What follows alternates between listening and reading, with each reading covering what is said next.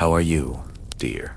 Tonight we settle down near the flickering heart of a native encampment, and instead of polished granite countertops or humming refrigerators, you find yourself surrounded by firelight and the aroma of wood smoke. Sparks rise into the night sky as if trying to imitate the stars, and every sense you have is invited to sit a little closer. This is your kitchen. Tonight, and it is as old as humanity itself, a ring of stones, a bundle of sticks, a few glowing coals, and suddenly survival is transformed into nourishment. You lean in, feeling the dry heat on your cheeks, and wonder how people could ever have trusted such simple forces to provide for whole families. You probably wouldn't survive this without guidance, at least not for long, but don't worry, there are teachers here. So, before you get comfortable, take a moment to like the video and subscribe, but only if you genuinely enjoy what I do here. And if you're watching this somewhere far away, post your location and your local time in the comments. I love to know where you're listening from. Now, dim the lights, and let's begin. The fire itself is more than just warmth. It is the centerpiece of the evening meal. Flames dance around heavy logs, creating a heat that cooks evenly without the control knobs you're used to. You see women laying strips of venison directly across low burning embers, the fat dripping and hissing with tiny flares of orange. Children hover close, giggling as they are shooed away, while elders stir pots suspended by wooden tripods. A mainstream historical fact worth noting here is that nearly every native community from the Iraq northeast to the Navajo in the southwest considered fire a sacred gift as well as a tool. The hearth was both altar and kitchen. Imagine the smells, a savory mix of meat, roasted maize, and pungent smoke that lingers in hair and clothes for days. The crackle of sap pockets bursting inside the wood keeps time like a drummer marking the rhythm of domestic life. Without ovens, the flames themselves had to be read like an ancient book. Embers for steady heat, flames for quick searing, ashes for gentle roasting. You crouch low and notice how they arrange the wood not randomly, but with practiced care. Hardwoods that burn long on one side, softer branches for fast sparks on the other. One quirky tidbit that often surprises modern cooks is that ashes weren't simply brushed aside. They were sometimes used directly in cooking. Dough for bread could be placed under a light blanket of cooled ash, baking slowly until the crust turned crisp. It might sound unappetizing at first, but it left a subtle earthy taste that people grew to love. Can you picture reaching into the warm earth and pulling out a loaf kissed by smoke and soot? The fire wasn't only about feeding stomachs. It created a gathering place, a magnetic circle where stories were exchanged and songs lifted. Every meal prepared here carried echoes of teaching when to hunt, how to recognize safe plants, what mistakes to avoid. There's an ongoing scholarly debate about whether fire use for cooking originated as a cultural innovation, passed deliberately across generations, or whether it emerged independently in many places at once. Each community discovering its secret through trial and error. Either way, standing here, you sense the miracle in its simplicity. Your hands feel dry from the heat, your face warm, but your back is still chilled by the evening air. You shuffle closer, imagining how essential this was in winter. The firelight flickers across faces that lean in expectantly as smoke curls upward, carrying with it not just the smell of roasting game, but also the collective memory of centuries. In the glow, you realize that the first kitchen you ever knew was not tiled or enclosed, but wide open under the stars, with a fire at its center and people bound by necessity, flavor, and community. You wake to the quiet scrape of stone against stone, a hollow clink that echoes like distant bells. In the dim pre-dawn glow, you realize the fire has burned low, but someone is already busy heating rocks until they glow faintly red. This is the moment when stone becomes a pot. Without metal pans, people had to imagine containers differently, and their solution feels ingenious. Water is poured into a hide bag or a wooden trough, and into it go the hot stones hissing like angry serpents. Steam curls upward, and suddenly you're boiling food without a kettle. A mainstream historical fact here is that archaeologists have uncovered countless cracked and blackened rocks at ancient campsites across North America. Clear evidence of this method. They're sometimes called boiling stones, and they bear witness. 2. Thousands of years of dinners made without iron. Imagine the patience it took, moving one heated stone at a time with sticks or tongs made of antler, dropping it into liquid, then fishing it back out when it cooled. You can almost hear the hiss and taste the mineral temps that those stones must have lent to every broth. You notice the hides used for holding the liquid, carefully stitched and coated with rendered fat to keep them waterproof. The sight alone challenges your modern sense of what cookware should be. No pots, no pans, just clever use of what nature offered. And here's a quirky tidbit. Some tribes were known to flavor the stones themselves. They might rub herbs or sap onto the rocks before plunging them in. A primitive, but surprisingly effective way of infusing extra taste into the bubbling soup. Picture the crackle of resin meeting boiling water, releasing a woodsy sweetness into the broth. Scholars still argue whether this stone boiling technique spread widely through trade and cultural exchange, or if it emerged independently in multiple places, as people everywhere confronted the same challenge of cooking without metal. The debate lingers in academic journals, but you, crouched here in the half-light, simply marvel at how universal human creativity can be when survival is at stake. The food itself might be maize, GRL, venison stew, or fish soup, depending on the region and season. Whatever it is, the boiling process makes it safer and easier to digest. Steam fills your lungs, warming you from the inside before you even eat. Children peer into the steaming hides with wide eyes, waiting for the signal to dip their carved wooden spoons. Elders sit patiently, knowing that nothing good comes quickly. There's something deeply soothing about the rhythm of it all. Heating, dropping, steaming, scooping, repeating. No timers, no dials. Just listening to the water and watching the steam. The stones cool, they're reheated, and the cycle continues until the meal is done. You lean closer, imagining yourself trying it, your clumsy hands fumbling with hot rocks, the hide sloshing dangerously. But here, among practiced cooks, it looks almost effortless. And when finally the food is ready, bowls are filled, laughter breaks out, and steam drifts into the crisp air. You realize that this primitive kitchen is more sophisticated than it seems. It doesn't just feed the body. It trains patience, ingenuity, and community. The fire from last night has shifted into a new role this morning, and the stones themselves have become silent chefs, coaxing flavor from raw ingredients in a dance as old as time. The fire is glowing steadily. Again, and now you notice another marvel taking shape a few paces away. A group of people are scooping earth with wooden shovels and antler tools, carving out a wide, shallow pit. They line the bottom with stones and clay, then set a fire inside until everything is blistering hot. Once the flames die down, food is lowered into the hollow wrapped in leaves, nestled against the heated rocks, and then covered with soil. This is the Claylian earth oven, a method that turns the very ground beneath you into a slow cooking chamber. It's widely accepted that earth ovens were used across countless native communities, from the arid deserts of the southwest to the forested northeast. Archaeologists have uncovered dark charcoal fill pits with layers of burned stone that testify to centuries of this practice. The evidence isn't subtle. Entire landscapes are dotted with these remnants, often mistaken for simple fire scars, until closer study reveals their culinary purpose. Curiously enough, some of these pits were reused again and again in the same location, becoming a kind of ancestral kitchen. Each time the earth was disturbed and the pit rebuilt, it tied families to place, a reminder that meals were not just about filling bellies, but about maintaining bonds with land and kin. Picture returning to the same sunken hearth your grandparents once stood beside, knowing the soil itself carried the memory of feasts long past. Experts continue to puzzle over whether Clayland ovens originated as a purely functional solution, or whether they carried ceremonial significance as well. Some scholars argue that these pits doubled as ritual spaces with the act of burying food, symbolizing rebirth, patience, or gratitude. Others see them simply as efficient tools perfected through trial and error. The truth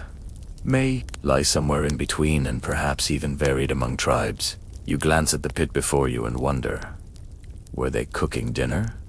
Or were they quietly praying, too? As the pit is prepared, the scent of damp earth mingles with wood smoke, and you notice bundles of corn, squash, and fish wrapped tightly in husks and leaves. The packages are lowered carefully into the hot stones. Then comes the covering layers of clay, dirt, and more leaves sealing the heat in. The surface looks almost untouched by human hands. Once the final layer of soil is patted smooth, now the waiting begins. Hours pass before the earth oven yields its treasure. But when it does, the reward is extraordinary.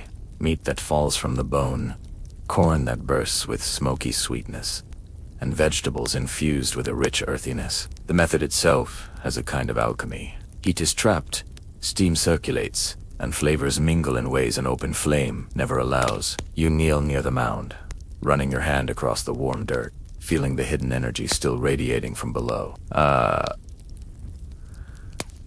A part of you marvels at the patience required. There's no rushing this process, no peeking every few minutes. The cooks trust the earth itself to hold and transform the meal. When the mound is finally opened, it feels like unearthing buried treasure. Steam rises in thick white clouds, carrying with it aromas that make your stomach ache with hunger. The food is lifted out, glistening with juices, leaves charred at the edges, but fragrant. A bite of venison, roasted underground for half a day, melts on the tongue with an intensity of flavor no quick pans could ever match. You close your eyes and imagine chewing slowly, savoring the smoke, the soil, and the patience embedded in every mouthful. This earth oven is more than clever engineering. It's a living metaphor for survival and celebration. It brings people together in the work of digging, tending, waiting, and finally sharing. Children scamper around the mound, eager for the moment of unveiling,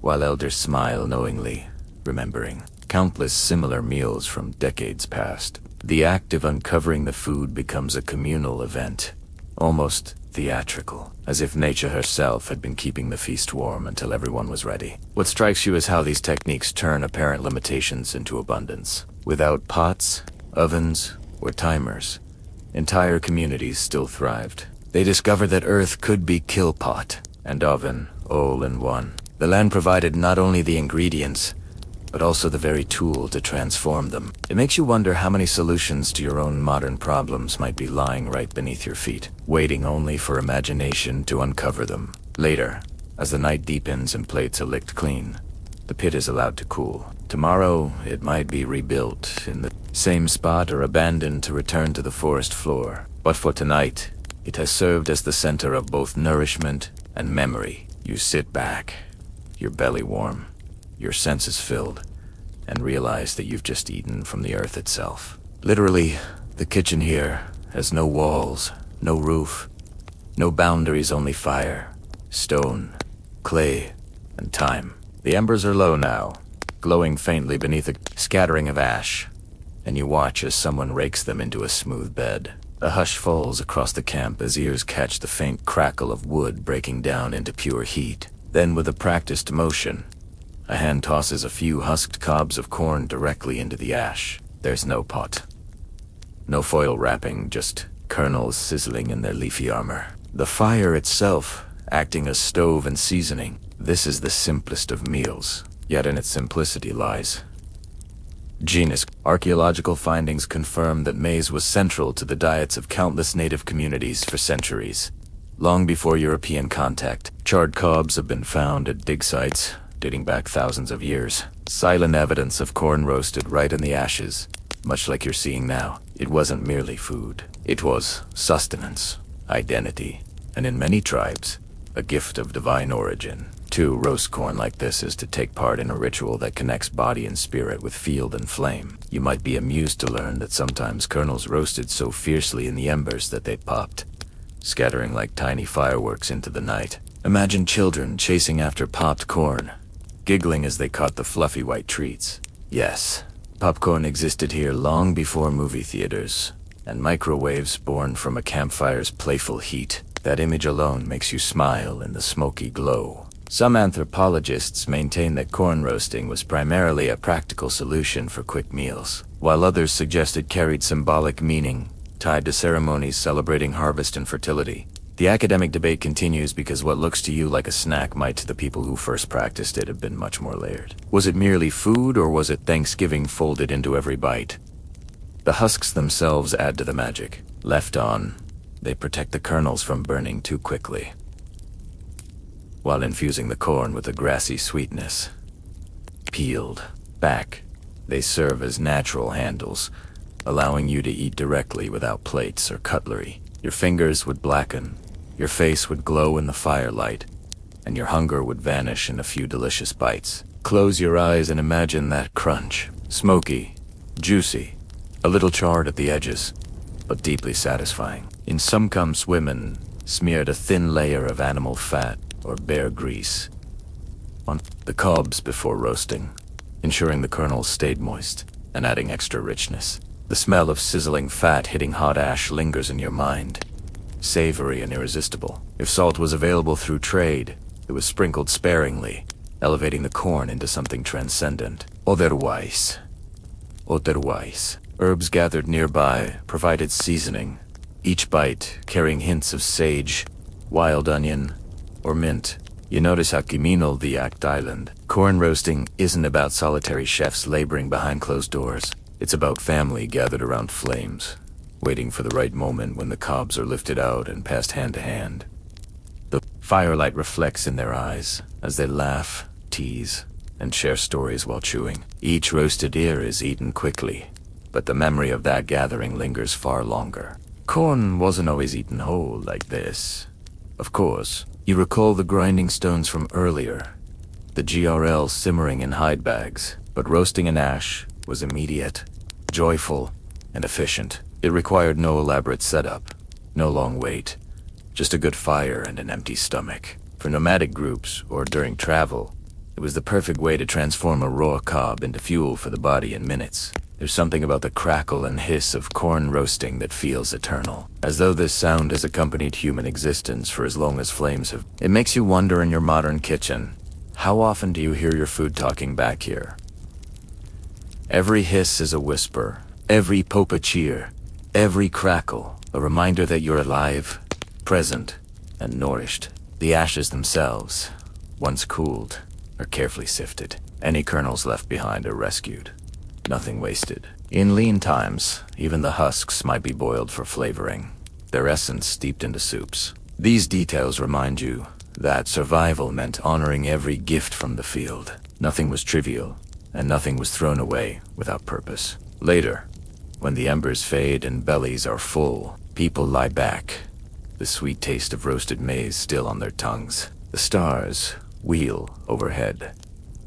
Fire, sires, and you realize you've just tasted the same food that sustained countless generations through centuries of struggle and joy. Roasted corn on the coals so simple, so profound, carries within it both survival and celebration. The night has deepened. The stars gleam in their silent watch, and now you turn your gaze toward a wooden frame set near the edge of the camp. Long poles lean against each other in a lattice, forming a rack that hovers just above a smoldering fire. Draped across it are fillets of salmon, their pink flesh glowing faintly in the firelight.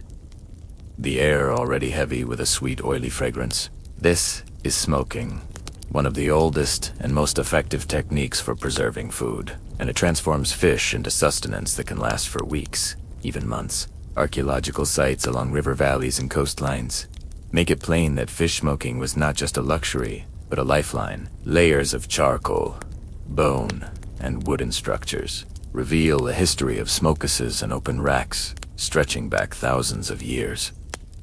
You can almost see it, countless generations standing right here, tending fires that burned low and steady, ensuring their families would not go hungry when rivers froze or when journeys stretched long.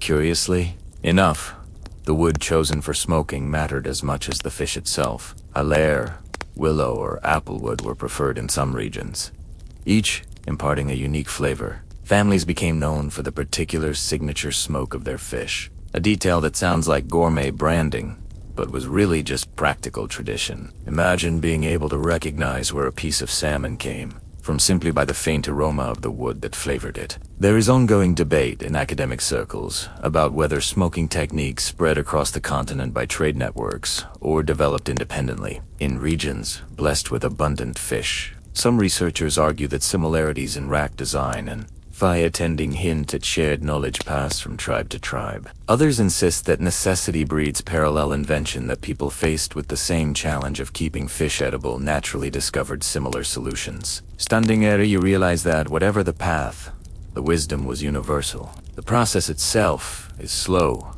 deliberate, and oddly soothing. Fires are kept small, producing more smoke than flame, and the fish are laid carefully across the racks, angled so that smoke curls evenly around them. You see the oil glisten, dripping in tiny droplets that hiss when they strike the coals. The smell is intoxicating, a blend of sea salt temps, sweet wood, and rich fat that makes your stomach churn with hunger. Yet, no one rushes this. This is a ritual of patience, requiring hours, sometimes days, before the fish is properly cured. Children play nearby, accustomed to the scent that will cling to their hair and clothes for weeks. For them, smoke is not an inconvenience, but the perfume of survival. Elda sit close. Eyes half shut as though remembering other fires, other racks, other winters, when smoked salmon kept hunger at bay. A story might be told, voices low and steady, so that the rhythm of memory merges with the rhythm of smoke curling upward. One little-known practice was to rub the fish with herbs or salt when available before placing it on the racks. This not only flavored the meat, but also helped keep insects away during the long drying process. In coastal communities, seaweed was sometimes used as a protective layer, lending a briny undertone to the final taste. You imagine biting into such fish, smoky, chewy, salty, with a whisper of the ocean still intact. As you watch, the racks become more than just tools. They are symbols of foresight, a way of thinking beyond the immediate meal. Here, food is not consumed as quickly as possible, but carefully preserved, so that tomorrow, next week, or next season will not bring despair. Smoking is a conversation between present and future, between hunger now and hunger yet to come. You lean back and consider how in your world refrigeration has erased this daily awareness of scarcity. But here the act of smoking fish is also the act of imagining a cold January night when rivers are locked in ice. It is an act of hope, a promise made by today's labor to tomorrow's survival. The fire continues its gentle sigh, smoke drifting lazily into the star-strewn sky. When the fish are finally ready, they are leathery but rich, holding within them both nourishment and memory. Stored carefully in packs of bark or hide, they will travel far across forests, rivers, mountains, feeding hunters, traders, and children alike. Each bite is more than just food. It is continuity, proof that people knew how to bend nature to sustain life. And as the rack cacks in the night breeze, with salmon slowly darkening in the smoke, you feel the immense weight of knowledge passed silently through generations. The method remains nearly unchanged, because it does not need improvement. Fire, wood, fish, time, that is all. You smile to yourself, realizing that the simplicity of it is what makes it perfect. The fire crackles again, but this time you notice something different. Instead of pits in the earth or racks of fish, a group gathers with slender willow sticks freshly cut from the riverbank. The branches are peeled of bark, sharpened at one end, and soon skewers of meat are threaded along them. Rabbit, perhaps, or small birds, even strips of venison. The people settle near the fire and begin to rotate their skewers slowly, patiently, as though the meal were a dance between flame and flesh. It's widely recognized among historians that roasting food on sticks is one of the earliest and most universal cooking techniques. Evidence of charred bones and skewered remains has been found across the Americas, suggesting that long before kettles or pots, people were content to trust a branch and a steady hand. The method endures in every culture today, from campfire hot dogs to shish kebabs. But here in this circle, you see it in its most essential form, an oddbutt. Effective trick sometimes used was to soak the willow sticks in water before threading the meat. The moisture kept the wood from catching fire too quickly and lent a faintly sweet flavor to the food. You can imagine the hiss as juices drip into the coals, a sizzling whisper that makes mouths water all around the fire. Researchers remain divided on whether skewing like this was strictly utilitarian, done when nothing else was available, or whether it carried symbolic resonance. perhaps in hunting rituals or teaching children the patience of tending flame. Some argue that the deliberate slowness of turning a skewer was itself a form of discipline, a training in awareness and attentiveness. Others see no deeper meaning, only the practical act of making dinner. Watching now, you suspect it may have been both. The meat cooks unevenly if you're careless, but these hands are not careless. Each skewer is rotated with a rhythm born of repetition, ensuring a crisp outer layer while the inside remains tender. You catch the smell, smoky, savory, laced with hints of willow. Children squirm with hunger, begging for a bite before the meat is ready, and the older ones laugh, remembering when they did the same. This isn't just cooking, it's apprenticeship by appetite. Sometimes herbs are pressed into the meat before skewering. Wild onions, garlic, or sage leaves are tucked between chunks, releasing their oils as the heat draws them out. The result is a simple but layered flavor, earthy and fragrant. If fat is available, it's brushed onto the skewers with bunches of grass or feathers, sizzling on contact and coating the food in richness. You lean closer, imagining the first bite hot enough to sting your tongue, smoky enough to linger on your breath, juicy enough to make you lick your fingers in the firelight. The skewers themselves become teaching tools. Younger children are allowed to roast smaller morsels, their concentration tested by the delicate balance of keeping food above the heat but not in the flames. Elders watch with amusement, stepping in only if disaster looms. In this way, the art of fire tending passes seamlessly between generations, not through lectures, but through play and hunger. Curiously, roasting on sticks also made food more portable. Hunters could cook game immediately after a kill. Far from camp without needing elaborate setups, they could roast what they needed, eat quickly, and move on, leaving little behind but bones and embers. For nomadic groups, this meant survival was never tethered to a single place. Fire on a branch could turn any patch of wilderness into a kitchen. The glow of the fire reflects in every eye as skewers are lifted, meat steaming in the cold night air. A hush falls as the first bites are taken. Then murmurs of satisfaction ripple around the circle. It's a sound you know well. A universal sigh that says, "This is good. This is enough." You chew along with them in imagination, warmed by the flavor as much as by the fire. In this moment, you realize how little separates ancient camps from your own modern experiences. Haven't you leaned over a fire, impatient for food to cook, laughing with friends as sparks fly into the sky? The continuity stretches across time, linking your hands with theirs. What you call camping, they called life. And though the stakes were higher here, true survival, not leisure, the joy of food roasted on fire remains unchanged. When the last bones are discarded and the fire burns low, the smell of roasted meat lingers in your hair and clothes.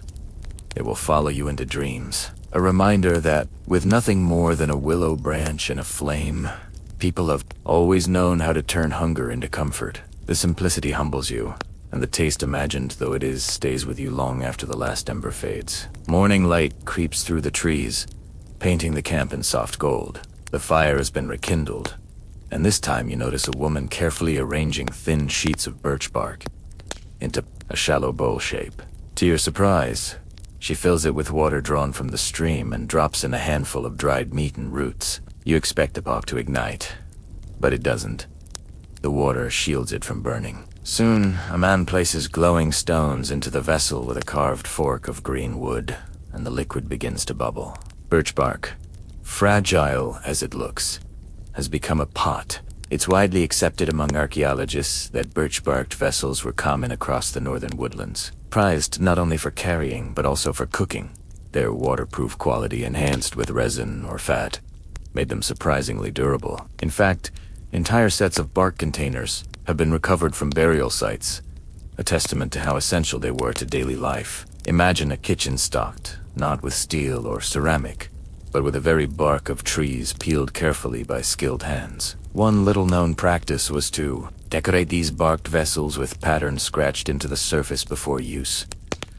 The designs weren't merely ornamental. They sometimes indicated the owner's family or carried protective symbols. Picture boiling your stew inside a vessel lined with markings of deer, rivers, or stars. His symbol, whispered reminder of the world outside the campfire. Some anthropologists suggest that bark cooking was mostly utilitarian, a clever use of available resources. Others argue it carried deeper meaning, connecting people with the living trees that gave them both material and sustenance. The academic conversation hasn't reached agreement. Was the birch bark pot just a tool, or was it a partner in the sacred act of nourishment? You sit, cross-legged, listening to the bubbling water, and sense the answer might depend on who you ask and when. The stones are cycled in and out with practiced care. Each hisses violently as it hits the water, steam rising in fragrant bursts. Bubbles roll up from the bottom, turning the once still liquid into a lively stew.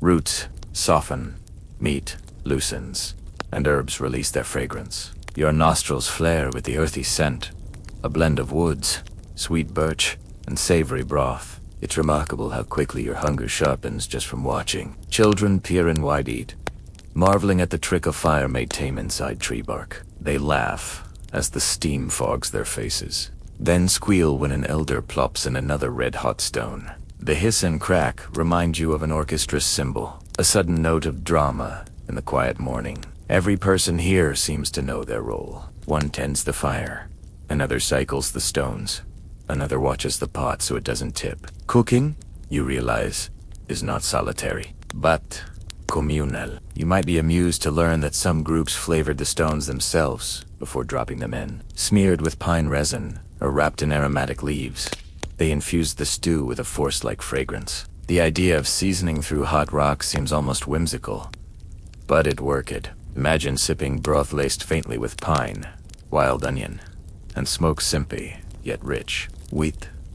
Place. The birch bark vessel, though temporary, reflects a different philosophy of tools. Modern cookware is designed to last 4 years, passed from one household to another. These bark bowls, by contrast, were created to serve for a season or a journey, then returned to the earth. Their impermanence did not make them less valuable. Instead, it tied them to cycles of growth and renewal. A tree might live on as both shade and stew pot, offering its bark before continuing to thrive. Experts continue to puzzle over whether bark cooking was the invention of a single region, or whether it appeared spontaneously wherever birch trees thrived. The evidence is scattered but persuasive. Similar vessels have been found from the Great Lakes to the Canadian North, each adapted to local needs. Standing here, you realize the method's elegance lies in its simplicity. If you have bark, fire, water, and stone, you have a kitchen. The stew is finely ladled out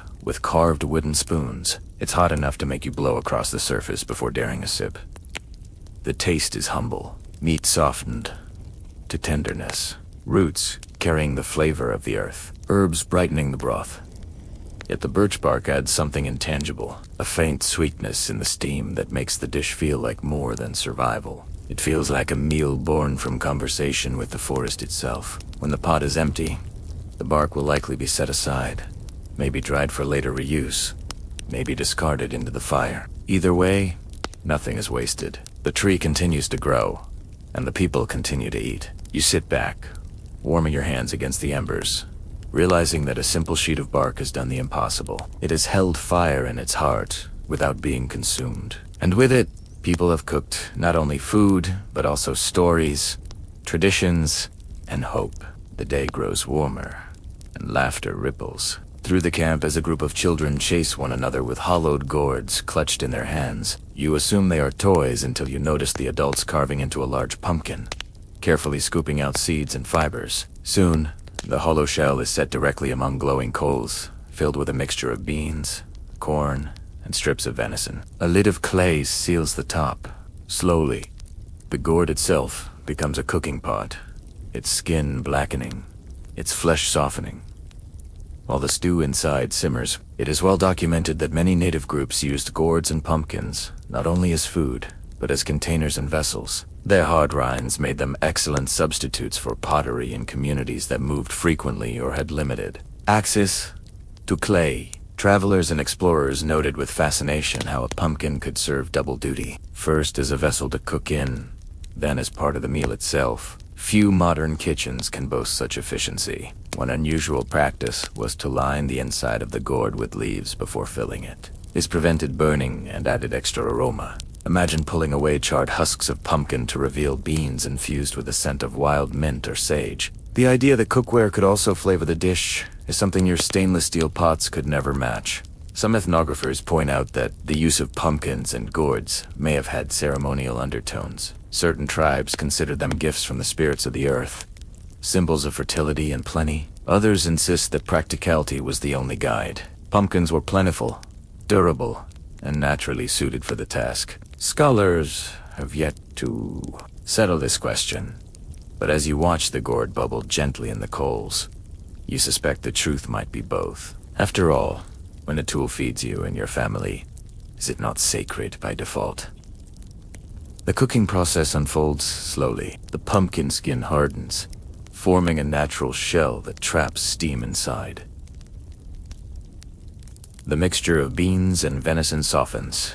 The corn releases sweetness, and the pumpkin flesh itself begins to melt into the stew. By the time the lid is cracked open, the interior is transformed into a fragrant blend of earth and fire. Steam curls upward, carrying notes of sweetness and smoke, and you can almost taste the rich, thick broth coating your tongue. Children are given the roasted seeds first, crisped in the fire until nutty and fragrant.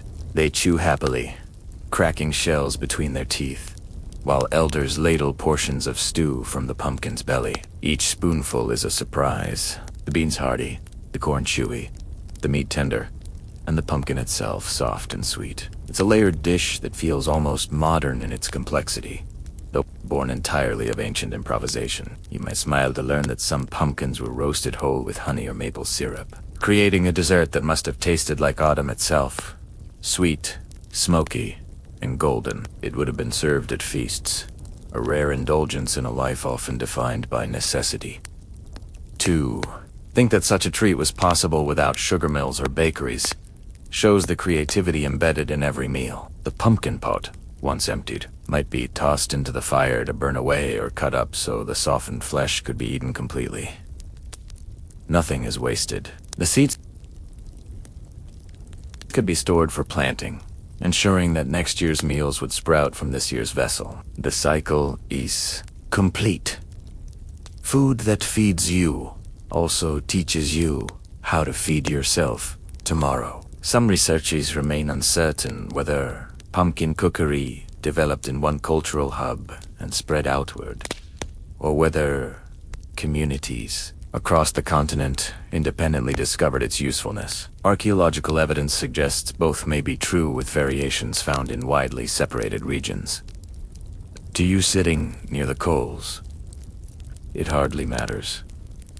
What matters is the ingenuity in recognizing potential where others might see only a vegetable. The sound of the gourd crackling in the embers is oddly soothing, like a log splitting in a fireplace. You lean closer, watching the stew thicken, and wonder at how this method marries convenience and taste. No separate pot to carry, no cleanup needed. Just a pumpkin, a fire, and imagination. It's a kind of sustainability modern society often preaches, but rarely practices. When the meal is over, the camp feels satisfied in a way beyond fullness. Bellies are warm, laughter is easy, and the scent of roasted pumpkin clings to the air. You rest your chin in your hand, thinking how astonishing it is. That survival can be so inventive, so flavorful, so deeply tied to the gifts of the land. A pumpkin is no longer just food.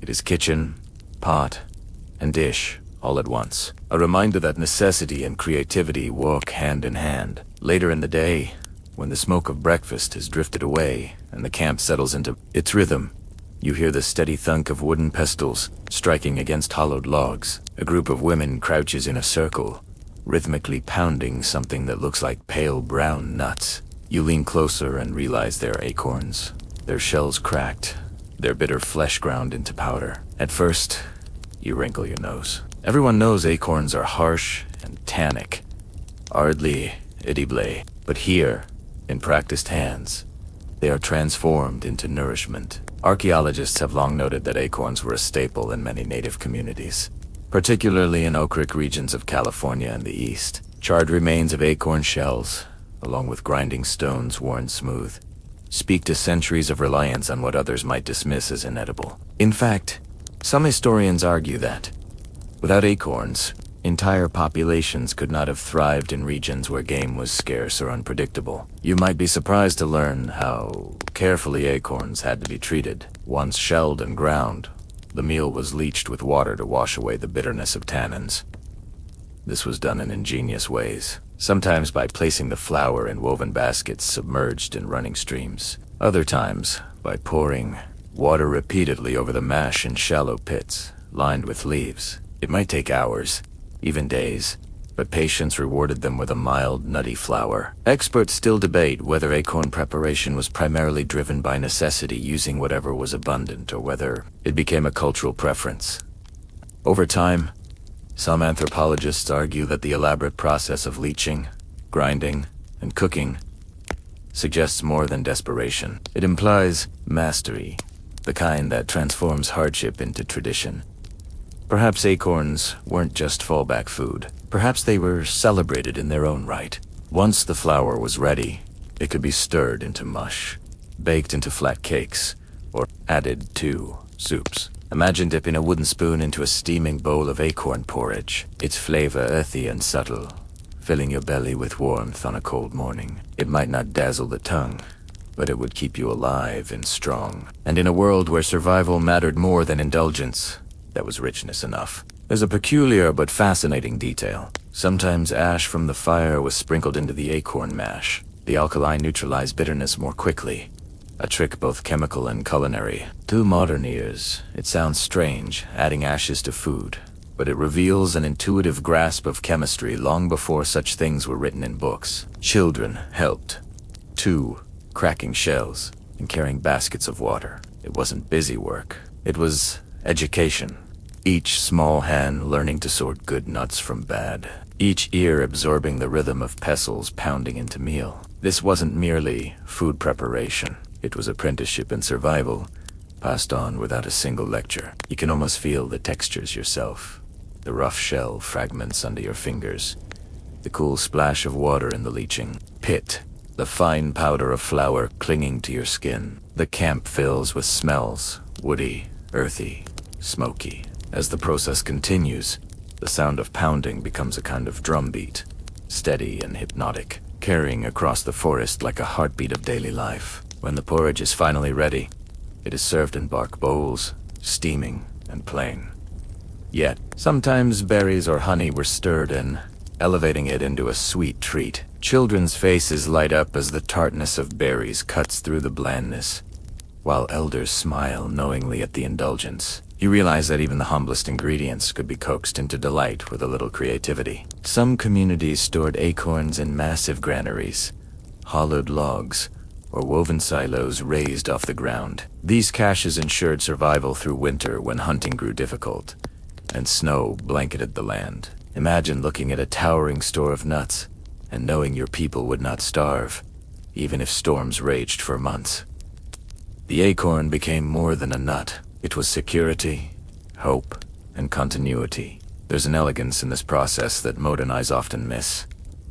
Where you might see a bitter seed, they saw potential. Where you might dismiss drudgery, they saw ritual. Acorn flour was not glamorous, but it was steady, dependable, and abundant. And in that steadiness lay freedom.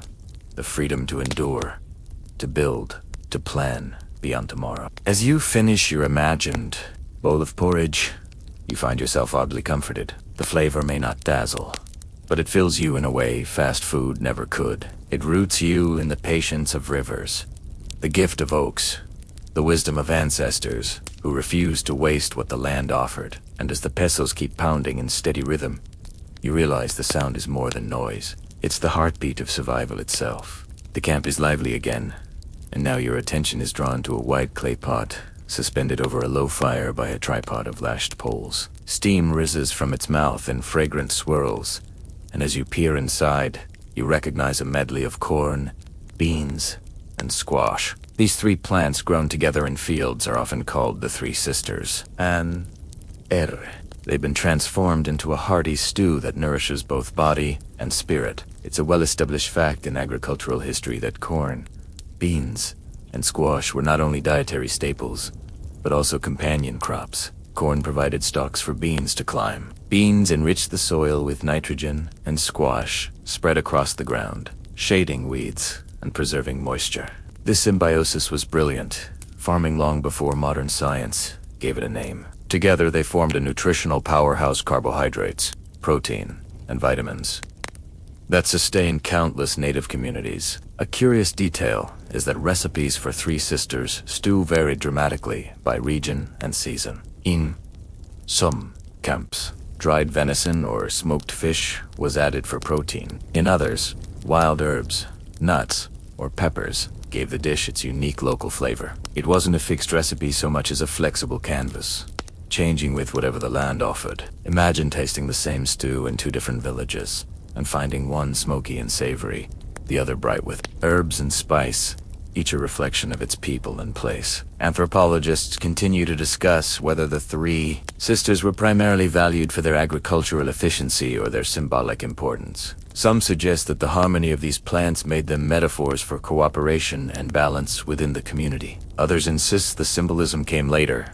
born of necessity. First, and meaning second, watching the pot bubble before you, you sense that both are true. It was nourishment for the stomach and a lesson for the soul. The stew thickens as the beans soften, the corn swells, and the squash melts into golden threads. The smell is rich, layered sweet corn mingling with earthy beans, and the faint caramel scent of roasting squash. You lean closer, steam fogging your face, your stomach growling in anticipation.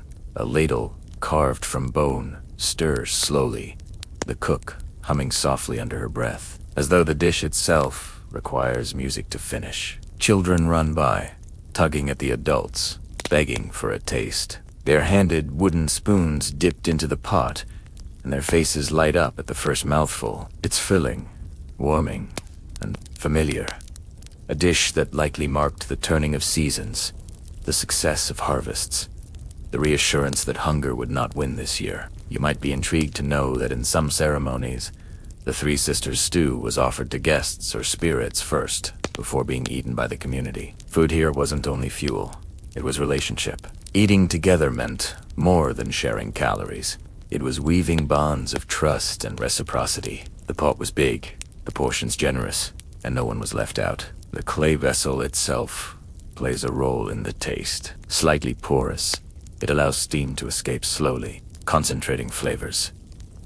Clay pots were often fired in open flames, hardened just enough to withstand daily cooking, yet still fragile by modern standards. To carry one required care, to use one demanded skill. Imagine cradling a pot like this across rocky terrain, every step reminding you that your family's next meal literally rested in your arms. Debates among scholars focus on whether such stews were everyday fare or reserved for gatherings. Some evidence suggests they were staples eaten often in simpler forms. Other sources hint that elaborate versions brimming with multiple ingredients were saved for feasts or ritual events. The line blurs, as survival and celebration were rarely far apart in daily life. As bowls are filled, the sound of spoons tapping echoes through the camp. You take your imagined seat among them, holding a warm wooden bowl, the stew steaming against the cool evening air. The first bite is thick and hearty, the flavors blending into something greater than their parts. You taste the sweetness of corn, the creaminess of beans, the softness of squash, and you feel not just fed, but welcomed. The Three Sisters stew embodies more than survival. It embodies wisdom. It reminds you that cooperation yields abundance, that diversity creates strength, and that patience rewards those who tend both soil and relationships. With each spoonful, you are not just eating, you are learning. As night descends and the pot is scraped clean, laughter fills the air. The fire burns low, and you lean back with the warmth of stew in your belly, realizing that this dish has been keeping people alive, united, and hopeful for centuries. Centuries. Its lessons are as enduring as its flavor, and for a moment, you feel part of that unbroken chain. The night is cool again, and the fire is rebuilt with fresh logs. This time you see a group kneeling over small lumps of dough, their hands dusted with flour ground earlier from maize and acorns. They pat the dough into thick discs and wrap each one carefully in damp leaves before burying them beneath a layer of warm clay. The mounds look like tiny earthen hills dotting the campfire's edge. Slowly, the ground itself begins to bake the loaves. Archaeological evidence shows that clay-sealed bread was common in regions where pottery was scarce or too fragile for everyday use. The technique left behind layers of hardened earth and traces of carbonized dough, little fossils of meals that fed families centuries ago. It's a reminder that bread, so often thought of as a European staple, had its own native forms long before colonists arrived with their ovens. You might be surprised, too, learn that the clay casing wasn't discarded once the bread was cooked. Sometimes it cracked off in satisfying shards, and the inner surface carried a charred aroma that flavored the bread further. Children would even lick the clay shells for traces of sweetness or smoke, treating them like candy wrappers of earth. The image is almost comical, but it speaks to how nothing in this process was wasted. There's an ongoing discussion among historians about whether this clay-baked bread was everyday sustenance or a food for special occasions. Some argue it was practical, perfect for travelers who could carry preformed clay bundles, ready to be baked when needed. Others believe the ritual of burying and unearthing bread tied it to communal events, perhaps even spiritual gatherings. Watching the careful way the loaves are wrapped and sealed, you sense that both explanations might hold truth. As the loaves bake, the fire's heat seeps through the clay, transforming raw dough into golden steaming bread. They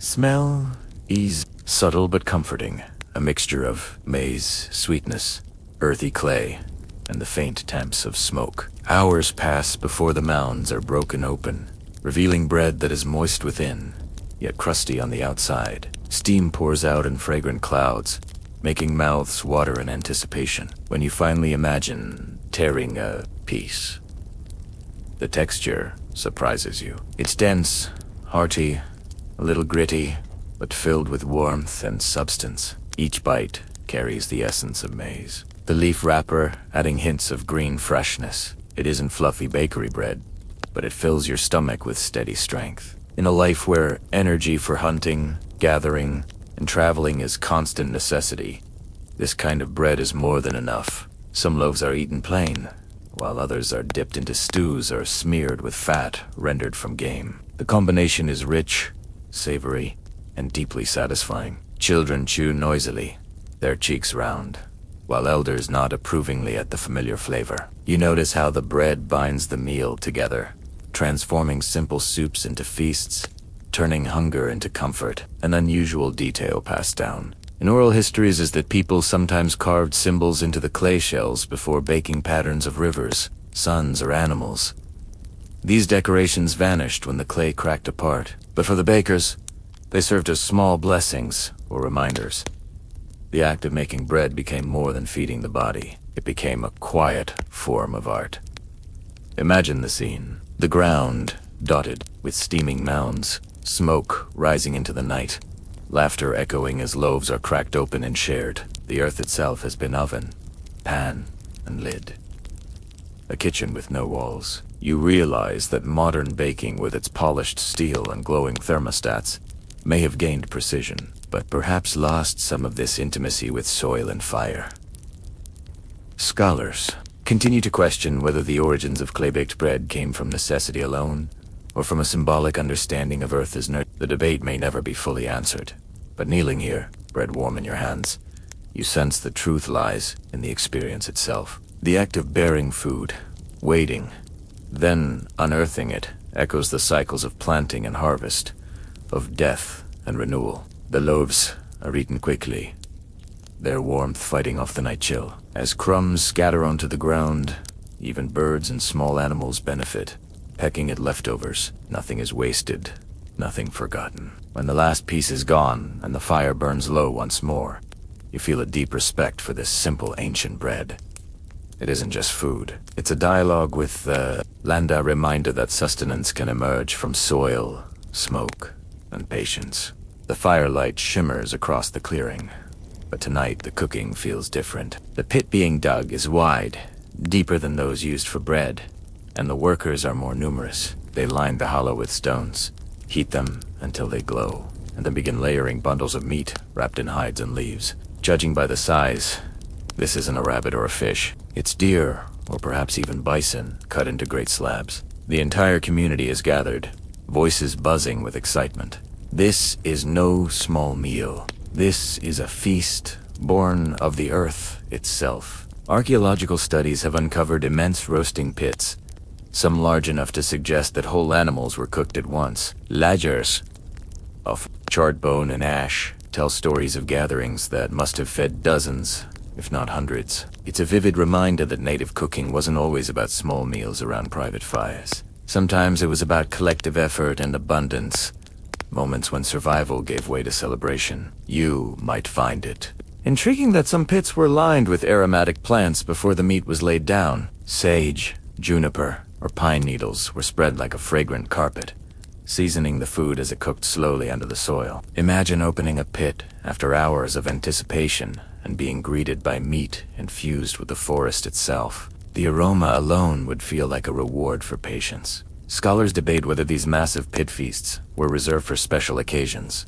harvest festivals, treaty gatherings, or spiritual ceremonies, or whether they were simply practical ways to cook large game. Some argue that the sheer effort required from digging to heating to burying suggests ritual significance. Others believe that when hunters brought down a large animal, such pits were simply the most efficient way to cook it for an entire camp. Both views carry weight, and standing here you see how easily the practical can blur into the sacred when food and community intertwine. The process is deliberate and laborious. First, the stones must be heated until they're white hot, a task that takes hours of burning. Then the meat wrapped carefully in layers of hide and leaves is lowered in. More stones are placed on top, followed by soil, until the mound looks like nothing more than a freshly turned patch of earth. The heat trapped inside will slowly roast the contents for most of the night. Families gather nearby, singing or telling stories,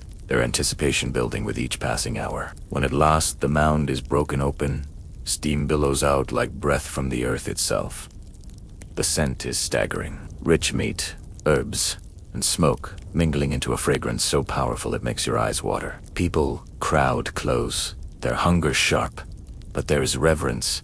This is food shared by many hands, and it is treated with gratitude. The meat is carved and portioned carefully. Each piece is tender, juices running down fingers as they're passed from one person to the next. Children's eyes widen as they bite into chunks that nearly melt in their mouths. Elders close their eyes, savoring the richness. For a moment, silence descends a community, united by the simple, primal act of eating together.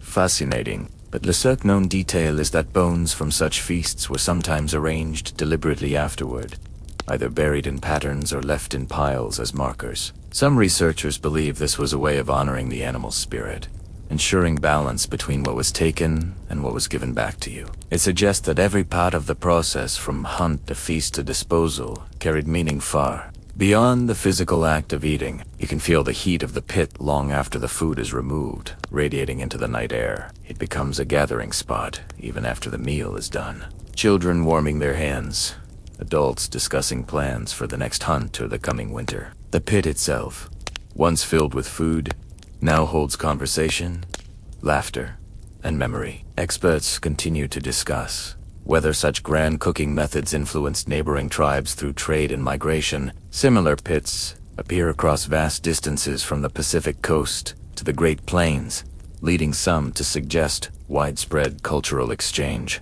Others argue that the technique was so logical, using earth and stone to trap heat, that it could have arisen independently in many places.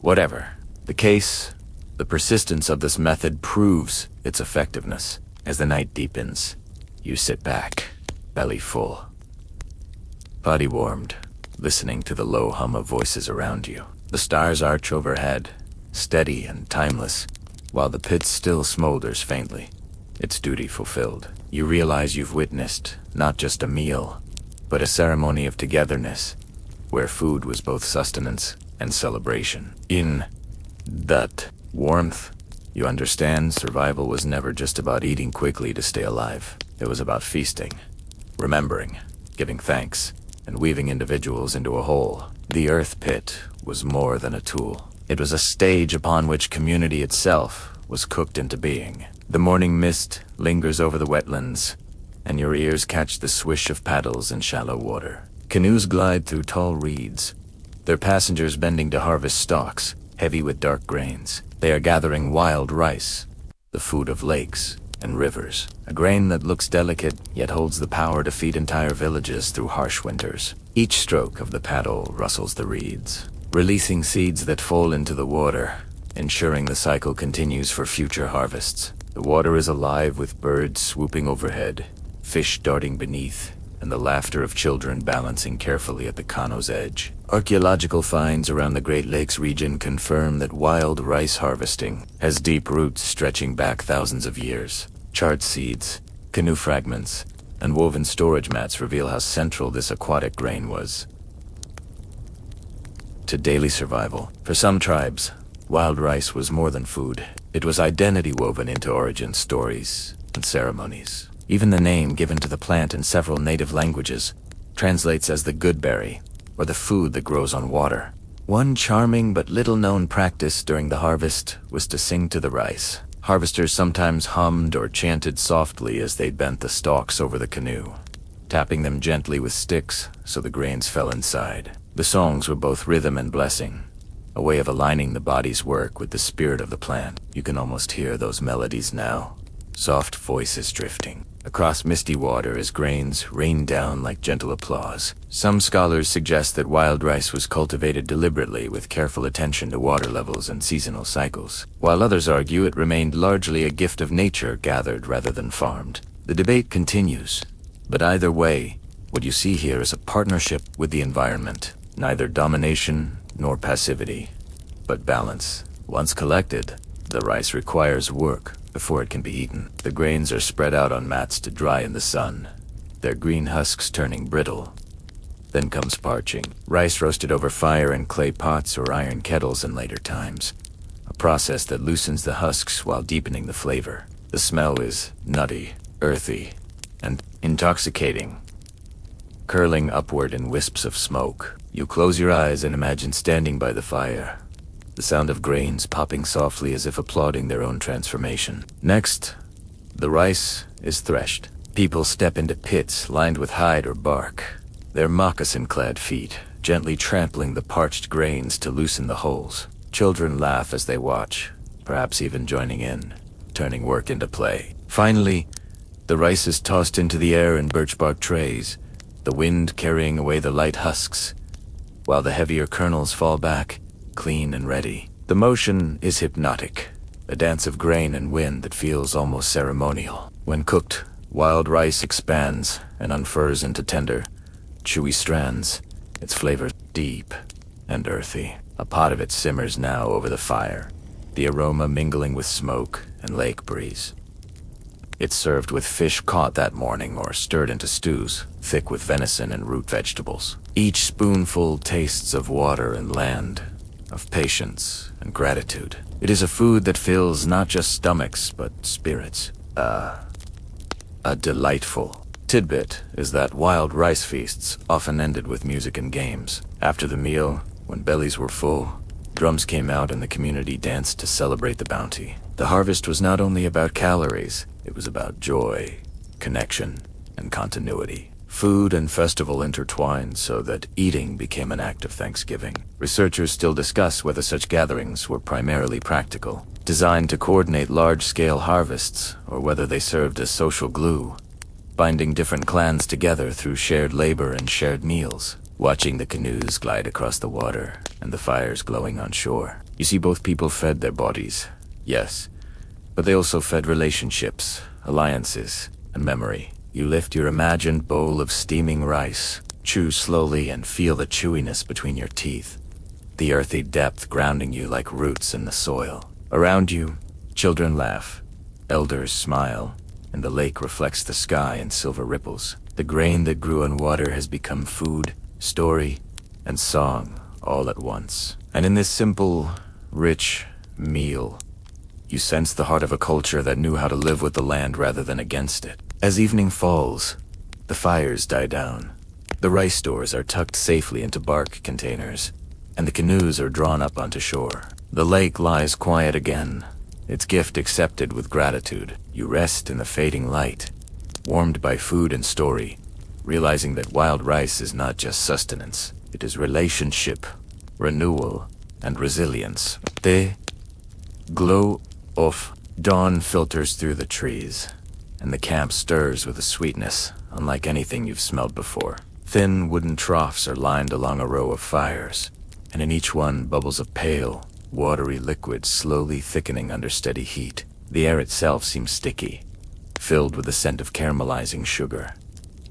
You follow the trail to its source, sap dripping from freshly cut notches in maple trees, collected overnight in bark containers, and now boiled into syrup. This is no ordinary breakfast. This is a transformation of tree blood into liquid gold. Archaeological evidence and oral histories confirm that maple sap was used long before Europeans arrived. The earliest records, by colonists, describe native families tapping trees with sharpened bone or stone tools, inserting wooden spouts to guide the sap into containers. For generations, the process was as natural as harvesting corn or hunting deer, a seasonal ritual that marked the turning of winter into spring. Curiously enough, not all sap was boiled to syrup. Sometimes it was consumed directly as a refreshing drink, sweet and watery, like nature's energy tonic. Children especially delighted in sipping it cold from bark cups, their mouths sticky afterward. Imagine the surprise of tasting something so delicate after months of eating mostly dried meat and stored nuts. It must have felt like drinking sunshine. Scholars continue to discuss whether syrup making began as an accident. Perhaps someone left sap too close to a fire, or whether it was a deliberate innovation. Some argue that such precise control over heat and timing suggests long experimentation. Others claim it was a stroke of luck turned into tradition. Either way, the knowledge spread widely, becoming a cherished seasonal event. The boiling process is mesmerizing. Sap starts thin and clear, but as water evaporates, it thickens and darkens, shifting from pale gold to rich amber. You watch as steam curls into the sky, carrying a fragrance that makes your mouth water. The cooks stir constantly with wooden paddles, careful not to scorch the precious liquid. Every drop represents hours of work. 40 buckets of sap might yield only a single bucket of syrup. Patience is essential, and patience here is a practiced art. Once thick enough, the syrup is poured into smaller containers, sometimes gourds or clay pots, where it cools into sticky sweetness. In colder regions, the sap might even be left to freeze, the water rising to the top as ice, while the concentrated sugar sinks below. Cleverly, they used winter's own hand to refine their syrup. You might smile at the thought that maple sugar boiled even further until crystallized was one of the few concentrated sweets available before trade brought cane sugar. These cakes of hardened sugar were portable, easy to store and treasure. Children would nibble on them like candy, while adults saved them for ceremonies or to sweeten special dishes. Imagine tasting a stew thickened with a drizzle of syrup or roasted squash glazed in maple sweetness. Even dried meats could be coated, turning survival food into something bordering on indulgence. The versatility made maple not just a luxury, but a cornerstone of flavor, transforming the harsh monotony of winter diets into something hopeful. Some anthropologists highlight the communal aspect of sugaring season. Families and neighboring groups often work together, tapping dozens of trees and tending multiple fires. The camps became festive, filled with laughter, music, and anticipation. Syrup making was not only about calories, it was about celebrating renewal, marking the end of cold scarcity and the beginning of abundance. There's a lesser-known detail. Some tribes told stories about a time when sap flowed thick like syrup straight from the tree. According to legend, people grew lazy, drinking it constantly until the creator thinned it to watery sap, forcing them to work for their sweetness. The tale wasn't just myth. It was a reminder that effort is what gives value to reward. You sit cross-legged, holding a small wooden cup of syrup between your palms. It's warm, sticky, and almost glowing in the firelight.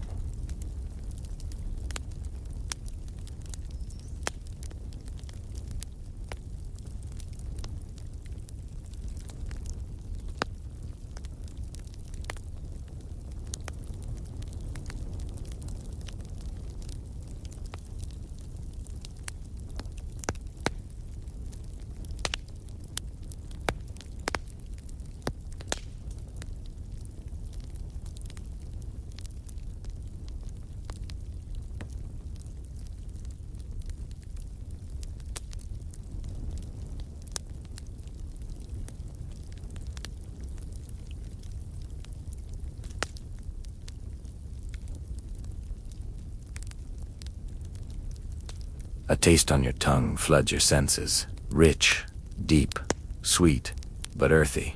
Like drinking the forest itself, it's impossible not to smile.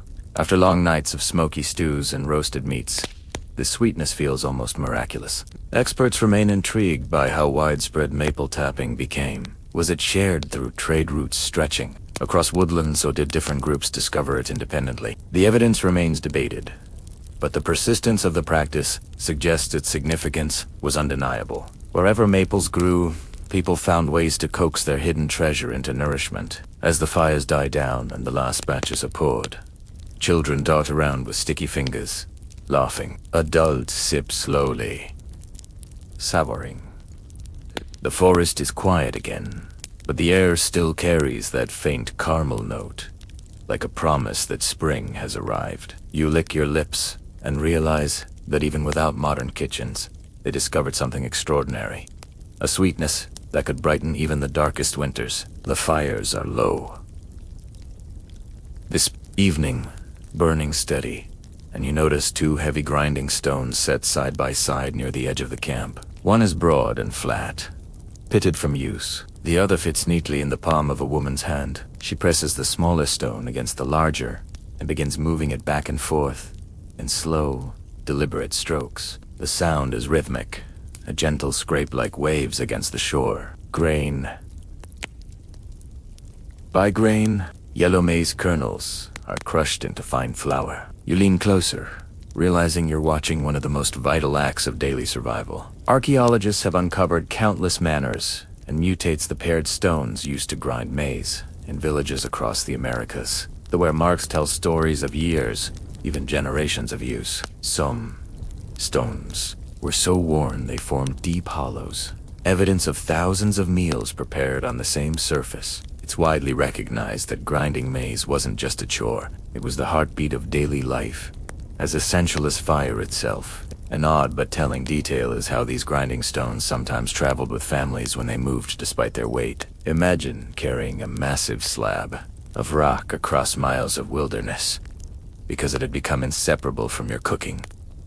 It wasn't only a tool, it was memory and continuity linking past meals to future ones. Experts continue to discuss whether grinding was considered laborious drudgery, or whether it was understood as a communal, even meditative act. Some accounts describe women singing while they ground maize, their voices rising and falling with the scrape of stone, turning monotony into music. Others suggest that the work was simply endured, a necessity that consumed hours each day. Watching now, you sense both exhaustion in the repetitive motion, but also grace in the rhythm like prayer carried on stone. The flour itself is versatile. Once ground, it can be mixed with water to form dough for flatbreads, boiled into porridge, or combined with beans and vegetables and stews. Tonight you see a woman mixing the fresh flour with water in a shallow clay bowl, forming patties. She lays carefully on a flat stone warmed by fire. Soon, the aroma of toasting maize fills the air, nutty, rich,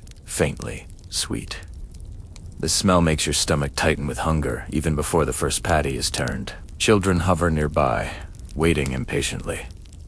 They know the taste well. Hot, smoky cakes, crisp at the edges and soft inside. Their faces glow in the firelight as they tear into the first pieces, blowing on them quickly before taking eager bites. You can almost hear the crunch, feel the warmth on your tongue, the simple satisfaction of maize transformed by fire and stone. A fascinating yet little-known trick was to mix ash into the maize dough, a practice that released more nutrients by changing its chemistry. Modern science calls it nixtamalization, but for these cooks, it was intuitive knowledge passed down through trial and observation. The result was not only better flavor, but also stronger bodies. Proof that survival rested on wisdom as much as on effort.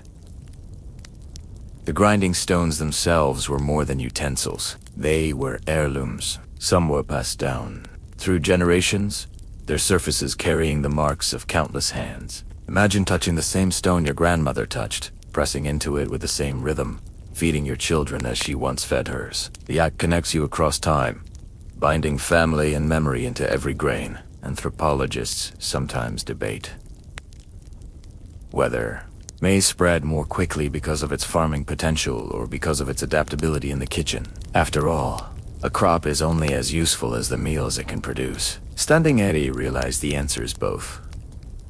Corn wasn't just a plant, it was a canvas. Endlessly adaptable, ready to be porridge, bread, stew, or cake. The sound of grinding continues into the night.